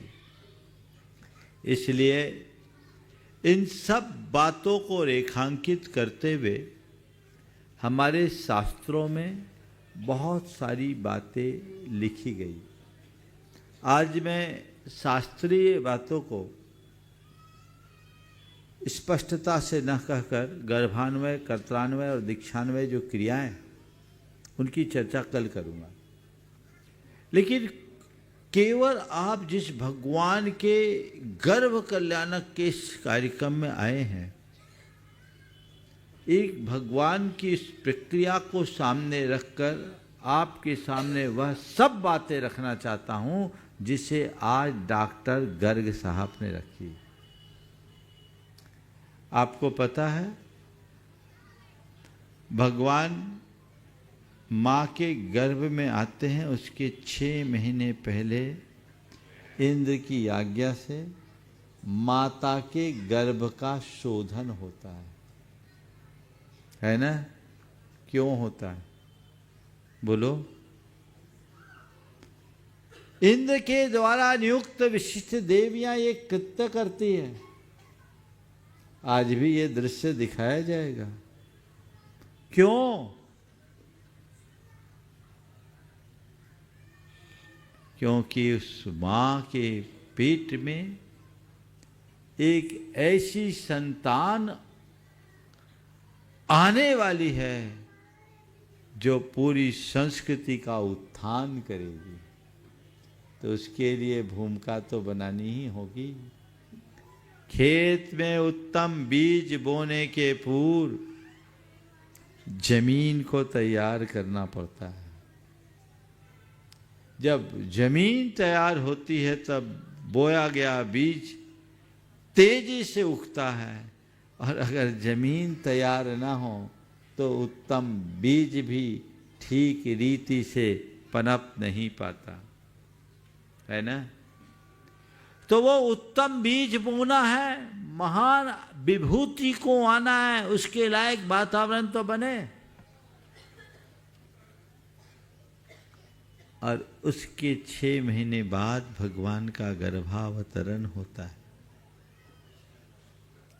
उसके पूर्व से मां में वह संयम साधना प्रारंभ हो जाती। अभी आप सबसे कहा गया 3 महीने पहले आह्वान। आप चाहते हैं संतान आए। आजकल एक भाषा बदल गई, हम बेबी प्लान कर रहे हैं। बेबी प्लान कर रहे हैं। बेबी को प्लान मत करो, बेबी का आह्वान करो। और यदि रति है तो संतति होना चाहिए, और सच्चे अर्थों में संतति के लिए ही रति होना चाहिए। उसके लिए वैसी मनोदशा बनाइए। तो पहले से यदि नियम संयम की धारणा हो, आचार विचार और व्यवहार हमारा संयत हो जाए, तो उत्तम संतान को जन्म देने का श्रेय अपने आप प्राप्त होगा। और उसके उपरांत हमारे यहाँ आधान क्रिया, मोद धृति क्रिया, प्रीति क्रिया, धृति क्रिया, मोद क्रिया, फिर प्रियोद्भव या प्रसूति क्रिया आदि आदि बहुत सारी क्रियाएं। इन सब में विधि विधान तो है ही। सबसे विशेष बात 9 महीने तक, आज रात्रि में भगवान के गर्भावतरण के बाद आप देखेंगे अष्ट देवियां और 56 कुमारी देवियां अष्ट देवियों के नेतृत्व में माता की सेवा में निरत रहेगी। और मां का 9 माह, पूरा का पूरा 9 माह का काल कैसे बीतेगा? आमोद प्रमोद, ललित कलाओं, काव्य शास्त्र विनोद, धर्म कथाओं, महापुरुषों की गाथाओं, पौरुष और पराक्रम की कथाओं के साथ बीतेगा। वो देवियां किस लिए नियुक्त है? कि 9 महीने तक मां में कोई टेंशन नहीं होना चाहिए। मां के मन में कोई टेंशन नहीं होना चाहिए, निश्चिंत हो। अभी आपने देखा पेट में पलने वाले बच्चे का मां के साथ कितना गहरा संवाद रहता है। ये तो आज बोल रहे हैं। अर्जुन और सुभद्रा की कहानी तो हमने बहुत पहले पढ़ी ना। भगवान महावीर के जीवन काल की कहानी है। भगवान महावीर मां के पेट में थे तो उनके मन में आया कि मेरे मूवमेंट से मेरी मां को तकलीफ होती। मैं मूव होता हूं, बच्चे का हलन चलन तो होता, अभी आप लोगों ने सब देखा वीडियो में, तो उनको लगा कि मैं मूवमेंट करता हूं तो मेरी माँ को तकलीफ होती है, माँ को कष्ट ना हो, इसलिए उनने अपना मूवमेंट रोक दिया। थोड़ी देर के लिए अपना मूवमेंट रोक दिया, और जैसे ही पेट में पलने वाले वर्धमान का मूवमेंट रुका, कोहराम मच गया। ये क्या हो गया? मेरे गर्भ को कुछ हो गया। तब भगवान महावीर जो मां के पेट में थे, उनने सोचा धन्य है माता, जिसे मैं सोच रहा हूं कष्ट न पहुंचे, तो उसे कष्ट न देने पर कष्ट हो रहा है। तुरंत मां की परिणति को जाना और अपना मूवमेंट शुरू कर दिया। बोलो, ये बात हमारे शास्त्र की है कि नहीं है? आज वैज्ञानिकों ने शोध कर लिया, अल्ट्रासाउंड के द्वारा उसके पिक्चर्स दिखा दिए, तब तुम मानते हो? विज्ञान की बात को मानो, पर शास्त्र की बात पर भी श्रद्धान करो। सबसे पहली जरूरत इसकी है, उस पर पूर्ण श्रद्धान होना चाहिए, क्योंकि शास्त्र किसी ऐरे गहरे के द्वारा नहीं रचे गए, ये भगवान की वाणी के ऊपर आधारित है, जो जगत कल्याणी है, उस पर श्रद्धान होना चाहिए। और शास्त्र पर, जिनवानी पर श्रद्धान होगा, तभी आप तदनुरूप आचरण करने को उत्साहित होंगे, और जब शास्त्रानुरूप आचरण होगा, तभी आपका जीवन संस्कार निष्ठ बनेगा, संयत होगा, सुखी होगा, सफल होगा। तो वो धारणा अपने मन में बना के रखनी चाहिए। पूरे तीर्थंकर भगवान के 9 माह के गर्भावस्था के काल को देखो। कई बार पंडित लोग बोल देते उनके गर्भ की सुरक्षा के लिए आए। भगवान तो तद्भव मोक्षगामी, उनको असुरक्षा तो है ही नहीं, कहीं से नहीं, एरे गेरे का हो सकता है, समझ गए? मिसकैरेज हो जाए, कुछ हो जाए, भगवान के पास इसकी कोई संभावना नहीं। तो देवियां भगवान के गर्भ की सुरक्षा के लिए नहीं, संस्कारों की सुरक्षा के लिए आती है। और संस्कारों की सुरक्षा कब होगी? जब मां के हृदय में प्रसन्नता होगी। मां की प्रसन्नता, मां का प्रमोद भाव, मां के भीतर कला गुणों के प्रति प्रीति, मां की पाप भीरता, मां की धार्मिकता, मां के पौरुष और पराक्रम के भाव संतान पर स्थायी प्रभाव डालते हैं। और अभी तो सब आपने लाइव देख लिया। तो ये जिम्मेदारी किसकी है? आप चाहते हैं कि मुझे उत्तम संतान को जन्म देने का सौभाग्य मिले, तो आपको चाहिए आप एक अच्छी मां बनने का पुरुषार्थ करें, एक संस्कार युक्त मां बनने का पुरुषार्थ करें।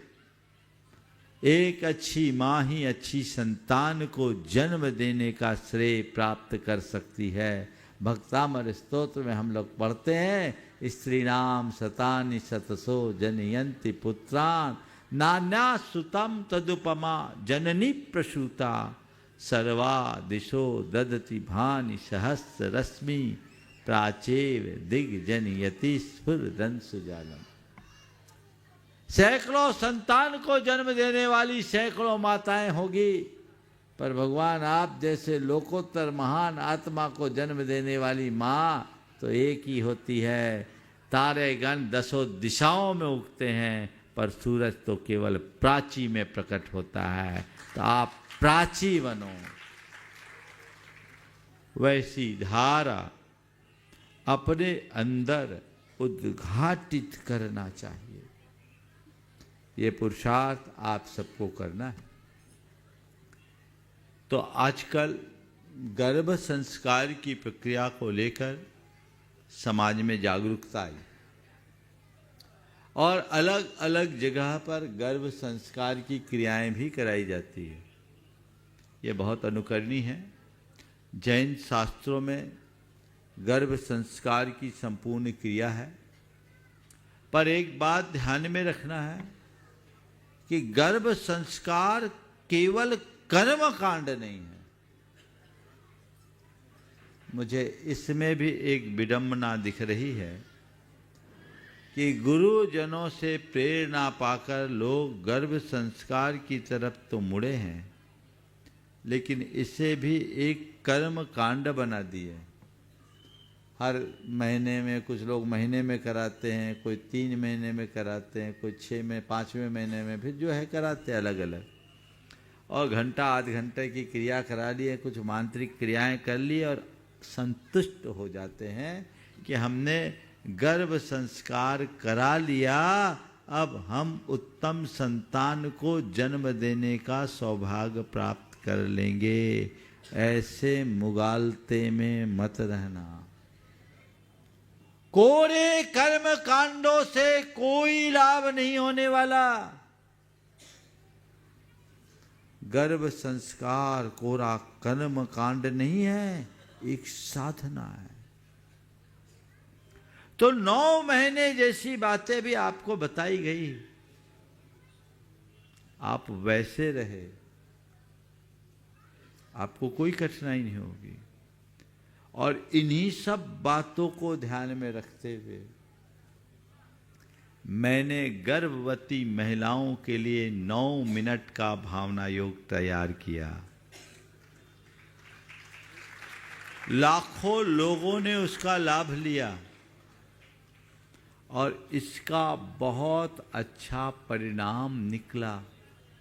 डॉक्टर साहब, मैं चाहूँगा कुछ महिलाओं पर आप और प्रयोग करो, और जैसे अभी आपने आपस में लड़ाई झगड़ा करने, स्मोक करने, अच्छा बुरा खाने और कोई खुशी का कार्य करने पर हो बच्चे के पेट में पलने वाले शिशु के रिएक्शन को अभी दिखाया, कोई ऐसा भी लाओ कि कोई भावना योग करे और उसके पेट में पलने वाले बच्चे का रिएक्शन सबके बीच आए। और ये जल्दी करना है, अगले कार्यक्रम में इसको रखिए और आप अपने प्रयोग में इसको लीजिए, 100% रिजल्ट आएगा। और आपको बताऊं, भावना योग के मेरे ख्याल से बहुत लोगों के कमेंट्स भी उसमें दिए होंगे, जिसमें बहुत सारी महिलाओं ने भावना योग किया। कल ही एक परिवार आया जिनके 17 साल बाद बच्चा हुआ। बच्चा नहीं होता था, भावना योग करने से बच्चा हो गया। अभी आपने अफर्मेशन के लिए नेपोलियन हिल्स के बारे में कहा, कान नहीं था, कान हो गया। भावना योग भी तो यही बता रहा है, यद भाव्यते तद भवति। तुम्हारे लिए अगर संतान नहीं हो रहा है, बहुत से दंपति ऐसे भी आए होंगे, बहुत साल हो गए महाराज, हो नहीं रहा। मेरे पास ऐसे 20 लोगों ने आकर के कहा, ज़्यादा भी हो सकते हैं, कि जिनको कोई इशू नहीं होता था, भावना योग किया, साल भर के भीतर रिजल्ट आ गया। आप अभी मैं भावना योग कराऊंगा, 2 मिनट बाद चालू करेंगे और आप उसके बाद इसे महसूस कीजिएगा, आपको रिजल्ट मिलेगा। भावना योग करने के उपरांत जो संतान हुई है, बहुत उत्तम संतान, इस सभा में भी हो सकता है एक आध कोई बहन ऐसी हो जिन्होंने भावना योग किया हो और उसके बाद संतान हुई हो। अगर हो तो हाथ उठा दें। मैं इस कार्यक्रम के बाद, देखो एक तो हैं अभी दो हैं, 3 हैं। अभी अवसर मिलेगा तो मैं चाहूँगा, अवसर मिले या ना मिले, इनके बाइट को रिकॉर्ड करना चाहिए इस कार्यक्रम के बाद, और आप लोग इनके कार्यक्रम को जरूर देखिए। मुझे तो समय की बाध्यता है, आप उनके उद्गार सुनिएगा और प्रेरणा लीजिएगा।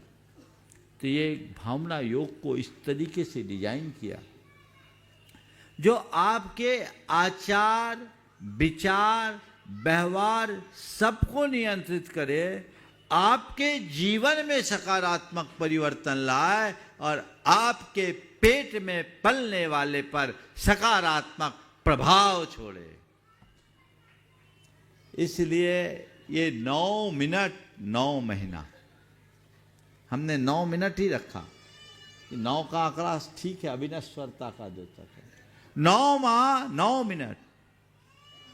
आप सुनकर आश्चर्य करेंगे, कई ऐसी महिलाएं जिनने पहले भावना योग नहीं किया था, 3-4 महीने में ब्लीडिंग हो गई,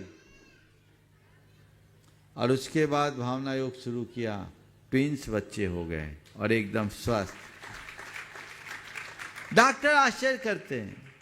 2-3 केस ऐसे आए कि हार्ट बीट नहीं है बच्चे के, डॉक्टर ने कह दिया कि सफाई कर लो। मुझसे कहा, हमने कहा कुछ मत करो, भावना योग करो। आज वो बच्चा मां के गोद में खेल रहा है। ये रिजल्ट है।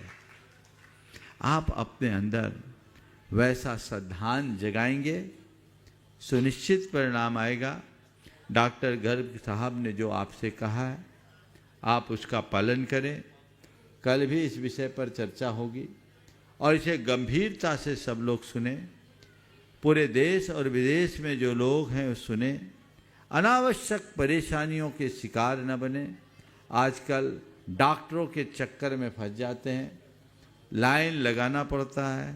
पहले एक माँ अनेक संतान को जन्म देती थी, पता नहीं लगता था। अब एक में ही हालत खराब हो जाती है, और कईयों को तो बेड रेस्ट में रहना पड़ता है और पड़े रहना पड़ता है। जो पड़े रहेगी वो तो पढ़ाई जाएगी। क्या होगा? पढ़े रहोगे तो पढ़ा ही रहोगे, और क्या होगा? ये सब स्थितियां क्यों आ रही, इसके विषय में भी मैं कल चर्चा करूंगा। संतानोत्पत्ति में विलंब और संतानोत्पत्ति में कष्ट, हमारे शास्त्रों में इसका वर्णन तो है ही। मैं गर्ग साहब से कहूंगा कुछ ऐसे पॉइंट खोज के कल इन लोगों को बताना, इन लोगों का दिमाग ठीक करना। सबका दिमाग खराब है। अब इन लोगों को हिंदी समझ में नहीं आती, सब अंग्रेजी समझते हैं। सबसे बड़ी विडंबना है। मैं आप सबसे इतना ही कहना चाहता हूं, हिंदी में समझने का अभ्यास कीजिए, तभी आप अपनी संस्कृति को आत्मसात कर पाएंगे। ये जो पश्चिमी जीवन मूल्य हावी हो रहे हैं ना, वो हमारे परंपरागत मूल्यों को छिन्न भिन्न कर रहे हैं। हमें इसे बहुत गंभीरता से लेना होगा, और यदि हम आज नहीं संभले तो आने वाला कल महाभयावह होगा। इसलिए इसका ध्यान रखें। समय हो रहा है, मुझे भावना योग पूरे 9 मिनट कराना है। भावना योग पूरा होगा। आप सब लोग, अब मुझे कराना तो है, दुविधा तो होगी, क्या करूं? यहाँ बैठे हैं वो लोग, अब कराऊं कैसे? कायदे से आज ड्रॉप कर दूं? तो जिनको होना है या होने की उम्मीद है वो ही बोले, बाकी को मैं बुलवाऊं क्या? ये तो बड़ी दुविधा मेरे सामने आएगी। ऐसा कीजिएगा, जो मैं अभी कराने जा रहा हूं उसे केवल वो करेंगे जिनको भावी संतान को जन्म देना है, जो गर्भवती है या भविष्य में सुसंतान को जन्म देना चाहते हैं। चाहे वो स्त्री हो या पुरुष, पति हो या पत्नी, जो बातें मैं बोलूंगा आप उसे विजुअलाइज कीजिएगा और उसे विजुअलाइज करते हुए दोहराइएगा। देखिए, विजुअलाइजेशन का बड़ा इफेक्ट होता है। अभी वैज्ञानिकों ने एक प्रयोग किया। संगीत का तो हमारे मन पर ऐसे भी बहुत व्यापक असर होता है।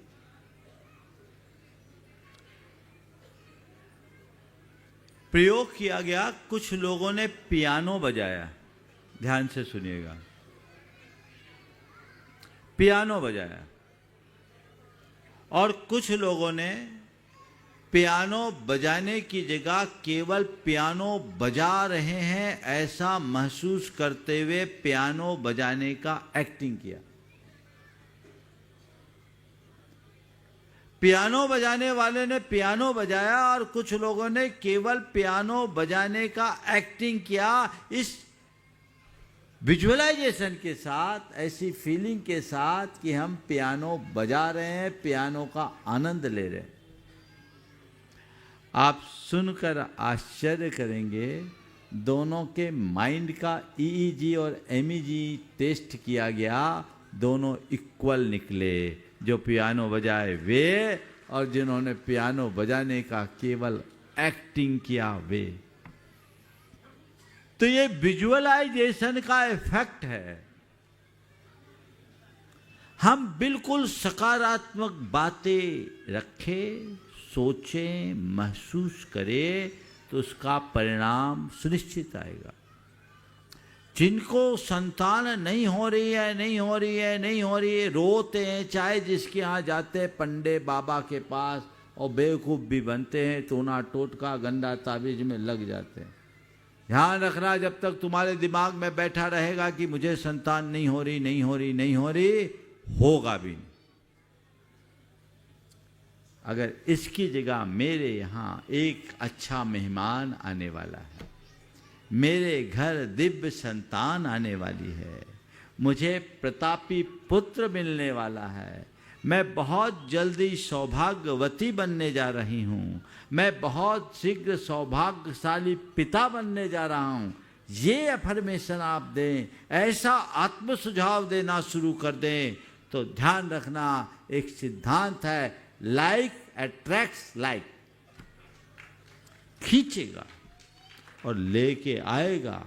और ये बात हमारे शास्त्रों की है। शास्त्रों में ऐसा कथन है, यद भाव्यते तद भवति। यही भावना योग का मूल तत्व है, जो हजारों वर्ष पूर्व से हमारे ऋषि मुनियों ने बाहर की चीजों के लिए इन सब चीजों का विधान नहीं किया। उन्होंने तो अपने भीतर के परमात्मा को उद्घाटित करने के लिए किया, पर कुंजी दे दी कि जिससे परमात्मा को प्राप्त कर सकते हो, उससे सब कुछ पाया जा सकता है। समझ गए? तो चलिए थोड़ा सा समय हम आपको देते हैं, और वो एक भावना योग आज पहली बार भगवान के गर्भ कल्याणक के अवसर पर मैं आप सबके बीच लाइव कराने जा रहा हूँ।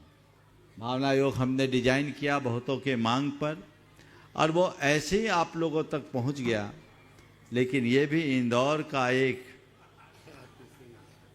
विशेष नियोग बन रहा है, जो आज इस मंच से, और वह भी गर्भ कल्याणक के दिन। निश्चित कई बार आप लोगों को लगेगा कि महाराज को गर्भ कल्याणक से क्या मतलब। थोड़ा सा खुलासा कर दूं, नहीं तो अभी व्हाट्सएप तो निकलना ही है। थोड़ा 5-10 मिनट देख लेना भैया। हाँ, व्हाट्सएप तो निकलना ही है। तो मैं ये भी बात बता दूं, हमारे समाज में बुद्धिजीवियों की कमी नहीं है। हम लोगों को भी वो ज्ञान देना चाहते हैं। भगवान उनको इतना ज्ञान हो जाए कि हम लोग उन लोगों के ज्ञान को पचा सकें। बंधुओं, ये क्यों हम लोग आखिर ऐसा क्यों कह रहे हैं? उन सब के लिए मैं ये कहता हूं, आदि पुराण में आचार्य जिनसेन ने इन सब बातों का उल्लेख क्यों किया? बोलो, क्यों किया? सीधे मोक्ष की बात करते हैं। रत्नत्रय की बात करते, सम्यक दर्शन की बात करते, बच्चा पैदा करने की बात क्यों कर रहे? अरे भैया, मोक्ष मार्ग पर चलने लायक संतान होगी तब तो मोक्ष मार्ग पर चल पाओगे। बीज ही विकृत हो जाएगा तो वृक्ष विकसित कैसे होगा? तो हमें अपने बीजों को संभालना है। संतति को बचाकर ही संस्कृति को बढ़ा सकेंगे। इसलिए एक नारा मैं देना चाहता हूं, संतति बचाओ, संस्कृति बढ़ाओ। ये संदेश पूरे जगत में जाना चाहिए। और इस उद्देश्य से प्रेरित होकर यदि आप ऐसी बातें कहते हैं तो मुझे इसको कहने में क्या संकोच? मेरा ध्येय आपके संसार को बढ़ाने का नहीं है, मेरा ध्येय हमारी संस्कृति को बचाने का है, संस्कृति को आगे बढ़ाने का है। तो हम संस्कृति को आगे बढ़ाएं इस भाव से उत्तम संतान को जन्म देने का सौभाग्य कैसे प्राप्त हो, मैं आप सबसे कहूँगा। तो इसमें बाकी सब आंखें बंद करके बैठेंगे। केवल वे लोग जो माता पिता बनने वाले हैं या बनना चाहते हैं, जिनकी कोई संभावनाएं हैं, वे मेरी बातों को विजुअलाइज करते हुए बार बार बार बार दोहराएंगे और निश्चित उसका परिणाम पाएंगे।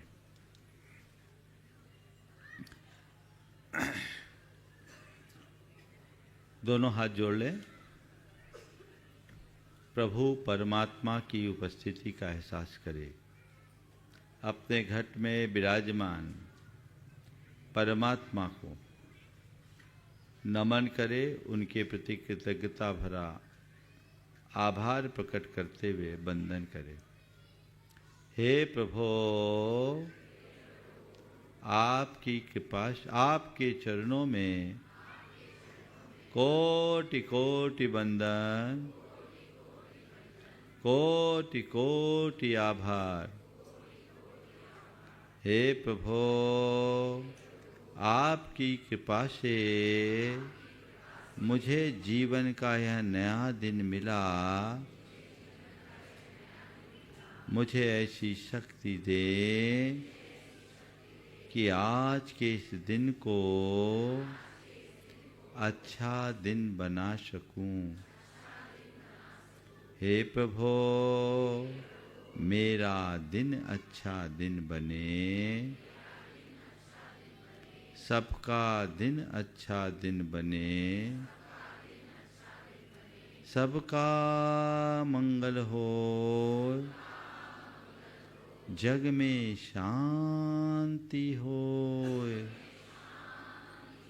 हे प्रभु, आपकी कृपा से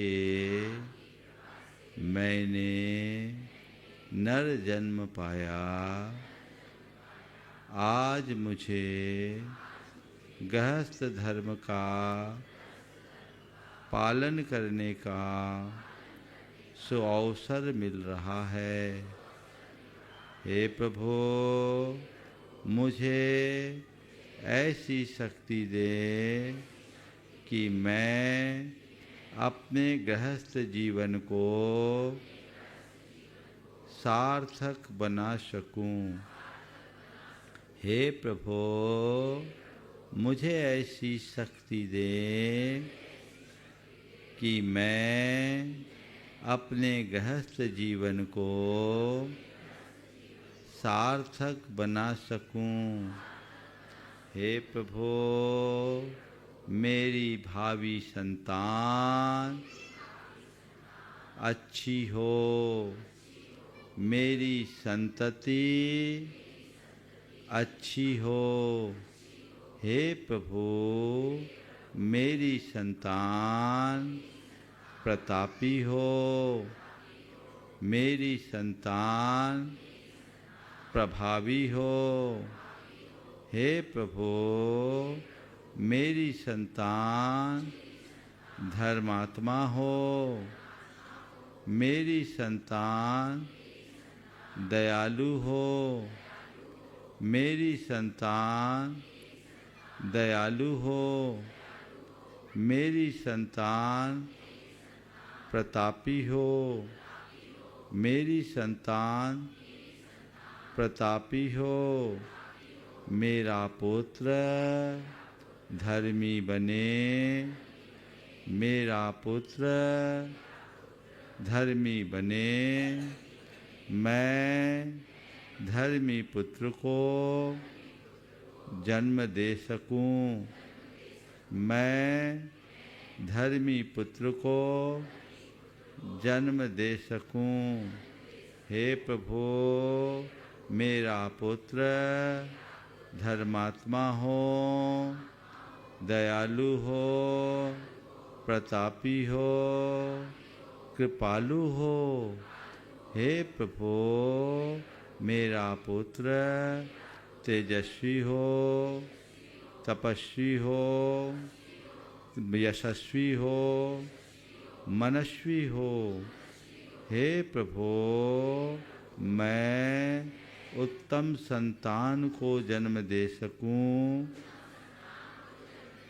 मुझ में प्रसन्नता हो, मैं सहज रह सकूं, मुझे सहज रहना है, मुझे सहज रहना है, मुझे सहज रहना है, मुझे सहज रहना है, मुझे शांत रहना है, मुझे शांत रहना है, मुझे शांत रहना है, मुझे शांत रहना है, मुझे संयम रखना है, मुझे संयम रखना है, मुझे संयम रखना है, मुझे संयम रखना है, मुझे सकारात्मक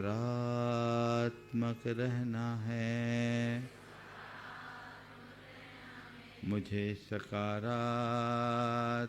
रहना है, मुझे सकारात्मक रहना है, मुझे सकारात्मक रहना है, मुझे सकारात्मक रहना है, मुझे सकारात्मक रहना है। हे प्रभु मैं स्वस्थ हूँ, स्वस्थो हम, मैं स्वस्थ हूँ, स्वस्थो हम, स्वस्थो हम, मैं स्वस्थ आत्मा हूँ, स्वस्थो हम, मैं दिव्य आत्मा हूँ, दिव्यो हम, दिव्यो हम, मैं शुद्ध आत्मा हूँ,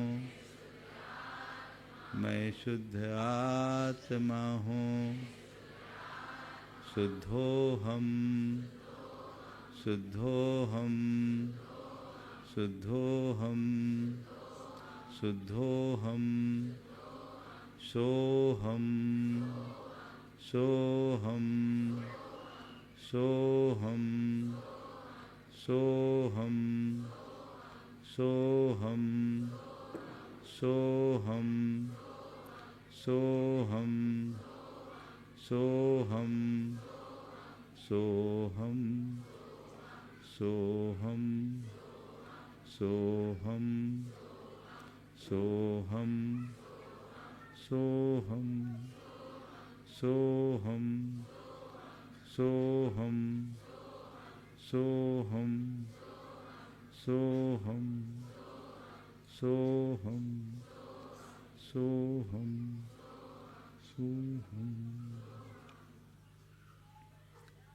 मंगल भावना की पंक्तियां।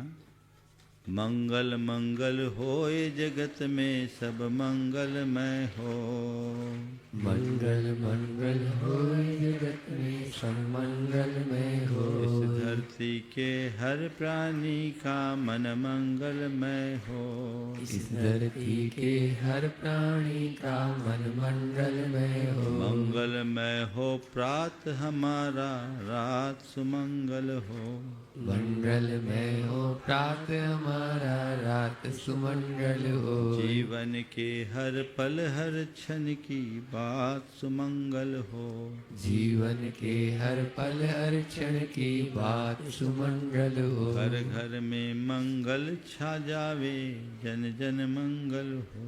घर घर में मंगल छा जाए, जन जन मंगल इस हो। धरती का कन कन पावन ओ मंगलमय हो।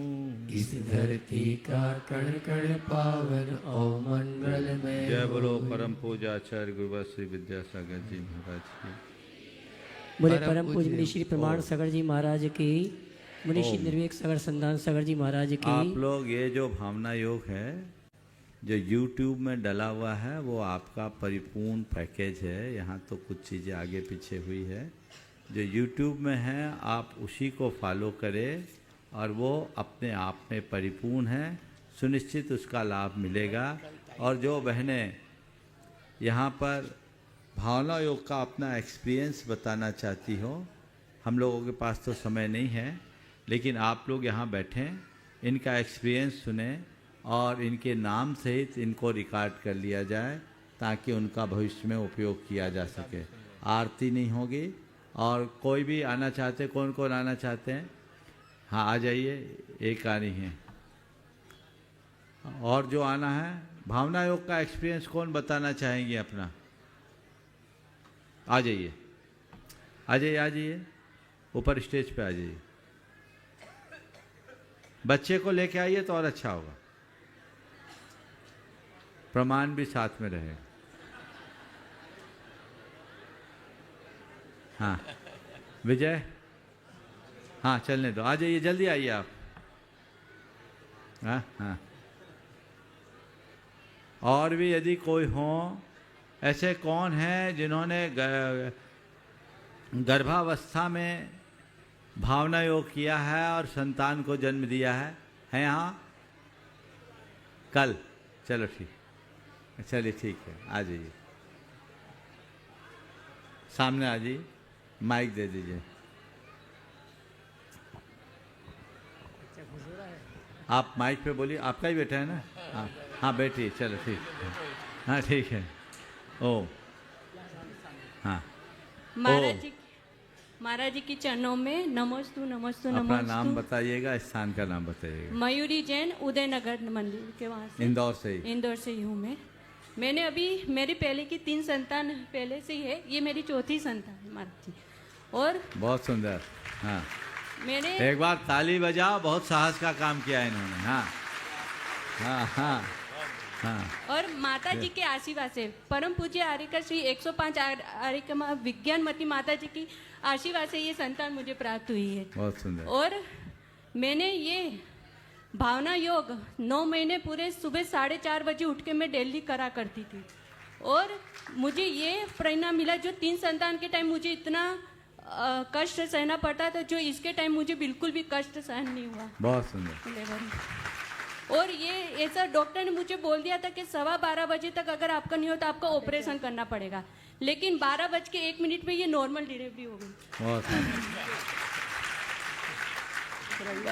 अब बच्चे का क्या रुझान है और बच्चों से कुछ बच्चे का डिफरेंट है तो कि? यहाँ की समाज पूरी जानती है कि बच्चे के क्या हैगा। नहीं, आपके पहले के जो बच्चे हैं उसमें और इसमें क्या अंतर आप महसूस कर रहे हैं? बहुत अंतर है महाराज जी। क्या अंतर है उसके व्यवहार में? जो मेरी दोनों बेटी, जो पहले की 2 बेटी है वो प्रतिभा स्थली रेवती रेंज में ही हैगी दोनों, वो भी वहाँ पे संस्कारित हो रही है। और बेटा है जो भी दिन रात मुनि और माता जी के संग लगा रहता हैगा। और ये भी है, तो उन तीनों में तो इतना नहीं था जो मैं उनको नहीं कर पाई। लेकिन इसके टाइम ऐसा है कि जब से ये 1.5 महीने की हुई है 45 दिन की, तब से डेली मंदिर जा रही है और वहाँ पे मेरे साथ बैठ के आराम से पूजा भी करती है, अभिषेक देखती है, शांति रहती है। रोती तो नहीं है ना? बिल्कुल भी नहीं बहुत रोती। सुंदर। जी बहुत बढ़िया, बहुत बढ़िया। इस तरह के सैकड़ों लोगों के उदाहरण हैं। आप लोगों के भी ये उदाहरण बन सकते हैं। निश्चित इसका लाभ ले। यदि और कोई हो जिनका उदाहरण है, और है बुला लो। अच्छा, एक और ले। आ जाइए ऊपर आप भी, हाँ आ जाइए, आ जाइए। नमोस्तु महाराज जी, नमोस्तु। हाँ बहुत उसी सुंदर। तरफ पहुंच जाए, वहाँ पहुंच आ जाए, जाए। हाँ वहाँ पहुंच जाए। हाँ आ जाए रिकॉर्ड में। अच्छा बहुत सुंदर। हाँ आइए, आप आइए। माइक लीजिए, बोलिए। नमस्ते करिए, नाम बताइए। हाँ कैमरा। महाराज श्री के चरणों में अपना नमस्ते, नाम पता नमोस्तु। बता दीजिए। हाँ मेरा नाम पूर्वी जैन है, मैं इंदौर से हूँ, गोकुल नगर से हूँ। मैंने 9 महीने तक भावना योग किया है हाँ और डॉक्टर ने मेरे बोल दिया था कि मतलब डिलीवरी बहुत क्रिटिकल है, पर विज्ञानवती माता जी थी, यहाँ चतुर्मास हुआ था, उन्होंने बोला कोई दिक्कत नहीं, भावना योग करो, संस्कार मंजूषा पढ़ो, बड़े बाबा का ध्यान करो और बहुत अच्छा हो जाए। और मेरी नॉर्मल डिलीवरी हुई है। बहुत सुंदर, बहुत सुंदर। चलिए आप भी बोलिए। हाँ नमोस्तु महाराज श्री। मैंने भी इसका 9 माह पूरा भावना योग की हुई है, क्योंकि मेरी भी क्रिटिकल कंडीशन हो रही थी। पहले 2 साल लगे इसको, मतलब नहीं हुआ बच्चे। इसके बाद ये हुई। और मेरी दादी हैं ललितपुर में, मनुवती काकी, उन्होंने कहा कि महाराज जी, प्रमाण सागर महाराज जी भावना योग कराते हैं, तुम भावना योग करो। और सुबह 3 बजे उठकर मैंने नमोकार मंत्र भी लिखा है और इससे अच्छा। बहुत सुंदर, बहुत सुंदर। अपना नाम बता दो। अंकिता जैन, इंदौर से ही? हाँ इंदौर में, ललितपुर की हूँ मैं। बहुत मनुवती दादी बहुत मेरी सुंदर, दादी हाँ। है। नमोस्तु महाराज श्री। मैं रिया जैन, उदयनगर से। मैंने 9 महीने भावना योग किया और मेरा बेटा इतना एक्टिव है, बहुत ज़्यादा एक्टिव है। और मुझे कोरोना भी हो गया था, सेकंड वेव वाला, तो उस टाइम मुझे कुछ भी नहीं हुआ, सिर्फ हल्की सर्दी खांसी होती है, नॉर्मल बुखार, कुछ भी नहीं था। और मेरी नॉर्मल डिलीवरी हुई और 9 महीने मुझे कोई भी प्रॉब्लम। बहुत सुंदर। हाँ आखिरी अपना नाम बता दीजिए। हाँ CA mini Jain, clerk colony Indore से। ये मेरा बेटा है, इसके नाक में बच्चे को भी प्रॉब्लम दिखाओ, आई थी। बच्चे को दिखाओ भाई। हाँ इसके नाक में प्रॉब्लम आई थी कि नाक की हड्डी नहीं दिख रही थी सोनोग्राफी में, तो मैं भावना योग कर दी थी, इसकी नाक एकदम प्रॉपर आई है। और इसको मंदिर में इतना मन लगता है, घर पे रोता है, मंदिर ले जाओ तो बहुत अच्छा खेलता है और वहाँ पे बहुत खुश रहता है हमेशा। बहुत सुंदर। डॉक्टर साहब, कान के साथ अब नाक भी आ गया। नाक में प्रॉब्लम थी, अब ये बच्चा का नाक बहुत सुंदर है, बहुत सुंदर। एक और है, आइए उसको और करा दो, पीछे वाले को और दे दो। आ जाइए, आ जाइए, आइए। ये सब रिकॉर्ड में आना चाहिए। अपना नाम बता दीजिए। हाँ नमोस्तु महाराज जी, मेरा नाम पलक जैन है और ये प्रमाण है कि इनको भी प्रमाण सागर बहुत सुंदर। हाँ हाँ बोलो, आप बोलो। हाँ महाराज जी, मैं पढ़ाई कर रही थी जब मेरा ब्याह हुआ था, तो मुझे 1.25 साल हो गए थे मेरी शादी को। तो लोगों में चर्चाएं होने लगी थी, इनको संतान नहीं होगी, ये छोटी सी हैं, इनको संतान नहीं होगी। प्रमाण ये है, भावना योग से मेरा बेटा एक है और एक आने वाला है। बहुत सुंदर, बहुत सुंदर, बहुत सुंदर। आप भी बोलिए। हाँ बोलिए। नमोस्तु महाराज जी, मेरा नाम पलक जैन है, मैं तिलक नगर से हूँ। महाराज जी, मैंने इसके टाइम पे पूरे 9 महीने भावना योग किया, मेरी नॉर्मल डिलीवरी हुई है। और मतलब सिंपल खाना ही खाया, ऐसा कुछ आलू प्याज कुछ खाने का ऐसा मन नहीं करता था। तो अभी ऐसा है कि रात्रि में भोजन नहीं करता, इसको टॉफ़ी का टेस्ट या आइसक्रीम वगैरह कुछ पता ही नहीं है, चिप्स वगैरह कोई भी प्रोसेस फूड नहीं खाता है, और आलू प्याज अभी तक इसने खाया नहीं। बहुत सुंदर, बहुत सुंदर। और ये आपको हार देने के लिए मतलब जब भी छुट्टी रहती है तब आता है। बहुत सुंदर। और है नमस्ते महाराज जी, मैं है ना आपको हाल देने आता था ना। हाँ हाँ हाँ हाँ। आपने मेरा नाम लगा था ना। मंडल भावना भी आती है इस बच्चे को, इतना सा बच्चे को मंडल भावना पूरी आती है। जोरदार ताली बजा दो इस महाराज जी, बच्चे के इसका लिए। नामकरण आपने किया था कटनी में, शुभांश जैन, नाना जी रज्जी लाल जी जैन। बहुत सुंदर, बहुत सुंदर। हाँ। नमोस्तु महाराज। हाँ नमोस्तु महाराज जी। महाराज जी, जब अपना नाम बताइए। राजुल जैन, उदयनगर से। अच्छा हाँ बोलिए। जी। ओम शांति शांति। हाँ सुनिए ध्यान तो से। महाराज जी, जब मुझे प्रेगनेंसी का पता चला तो मुझे उसी समय कोरोना हो गया था, साथ में ही दोनों चीज़ पता चली। लेकिन मैंने फिर भावना योग किया तो उसके बाद मुझे कोई दिक्कत नहीं हुई और ये बहुत एक्टिव है। और जब ये मेरा बड़ा बेटा होना था तब पूरे 4-5 महीने मैं चाश्री के सानिध्य में थी। तो इस पे ये असर है बड़े वाले पे कि बिल्कुल शांत है और ये बहुत एक्टिव है। मतलब शांति ये भी मतलब एक्टिव है, लेकिन मतलब जो अचाश्री का बोलना चाहिए छवि का, इसमें वो चीज़ दिखती है, धैर्य है इसमें। और ये भी बहुत स्वस्थ और एक्टिव है। नॉर्मल डिलीवरी हुई? दोनों नॉर्मल है महाराज जी। नमस्ते महाराज जी। और है? नमोस्तु महर्षि, मैं अनामिका जैन उदयनगर से, मैं फिजियोथेरेपिस्ट हूँ। मेरे पास 3 एग्जाम्पल्स हैं। हाँ बोलिए, सुनिए ध्यान से। एक, मैं गर्भ संस्कार कराती हूँ अपने पेशेंट्स के सिर्फ। तो क्लिनिक पे 9 पेशेंट आए थे जिनको मैंने भावना योग कराया था।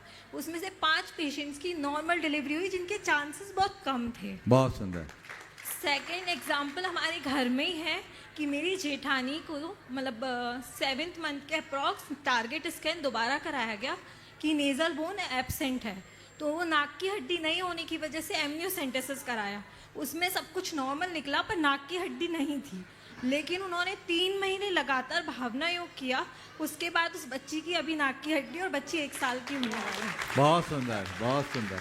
आप इसका डिटेल दीजिए और डॉक्टर गर्ग को भी दीजिए, आप खुद डॉक्टर हैं, उसकी रिपोर्ट दीजिए, आपकी सोनोग्राफी की पहले की रिपोर्ट और बाद की रिपोर्ट। और डॉक्टर साहब इस पर पूरा एक पेपर तैयार किया जाए, इसको अपनी स्टडी का अंग बनाया जाए। बहुत सुंदर। तीसरा और बोलिए आप। हाँ महर्षि, तीसरा उदाहरण मैं खुद हूँ। मेरा 4था महीना स्टार्ट होने वाला था। आपका खुद का? हाँ। तो प्लेसेंटा सेपरेट हो गया था। हाँ। तो उसकी वजह से ब्लीडिंग हुई। तो मैंने आपका वीडियो उसी टाइम देखा कि दिन में 3 बार भावना योग करो। तो मैंने दिन में 3 बार किया।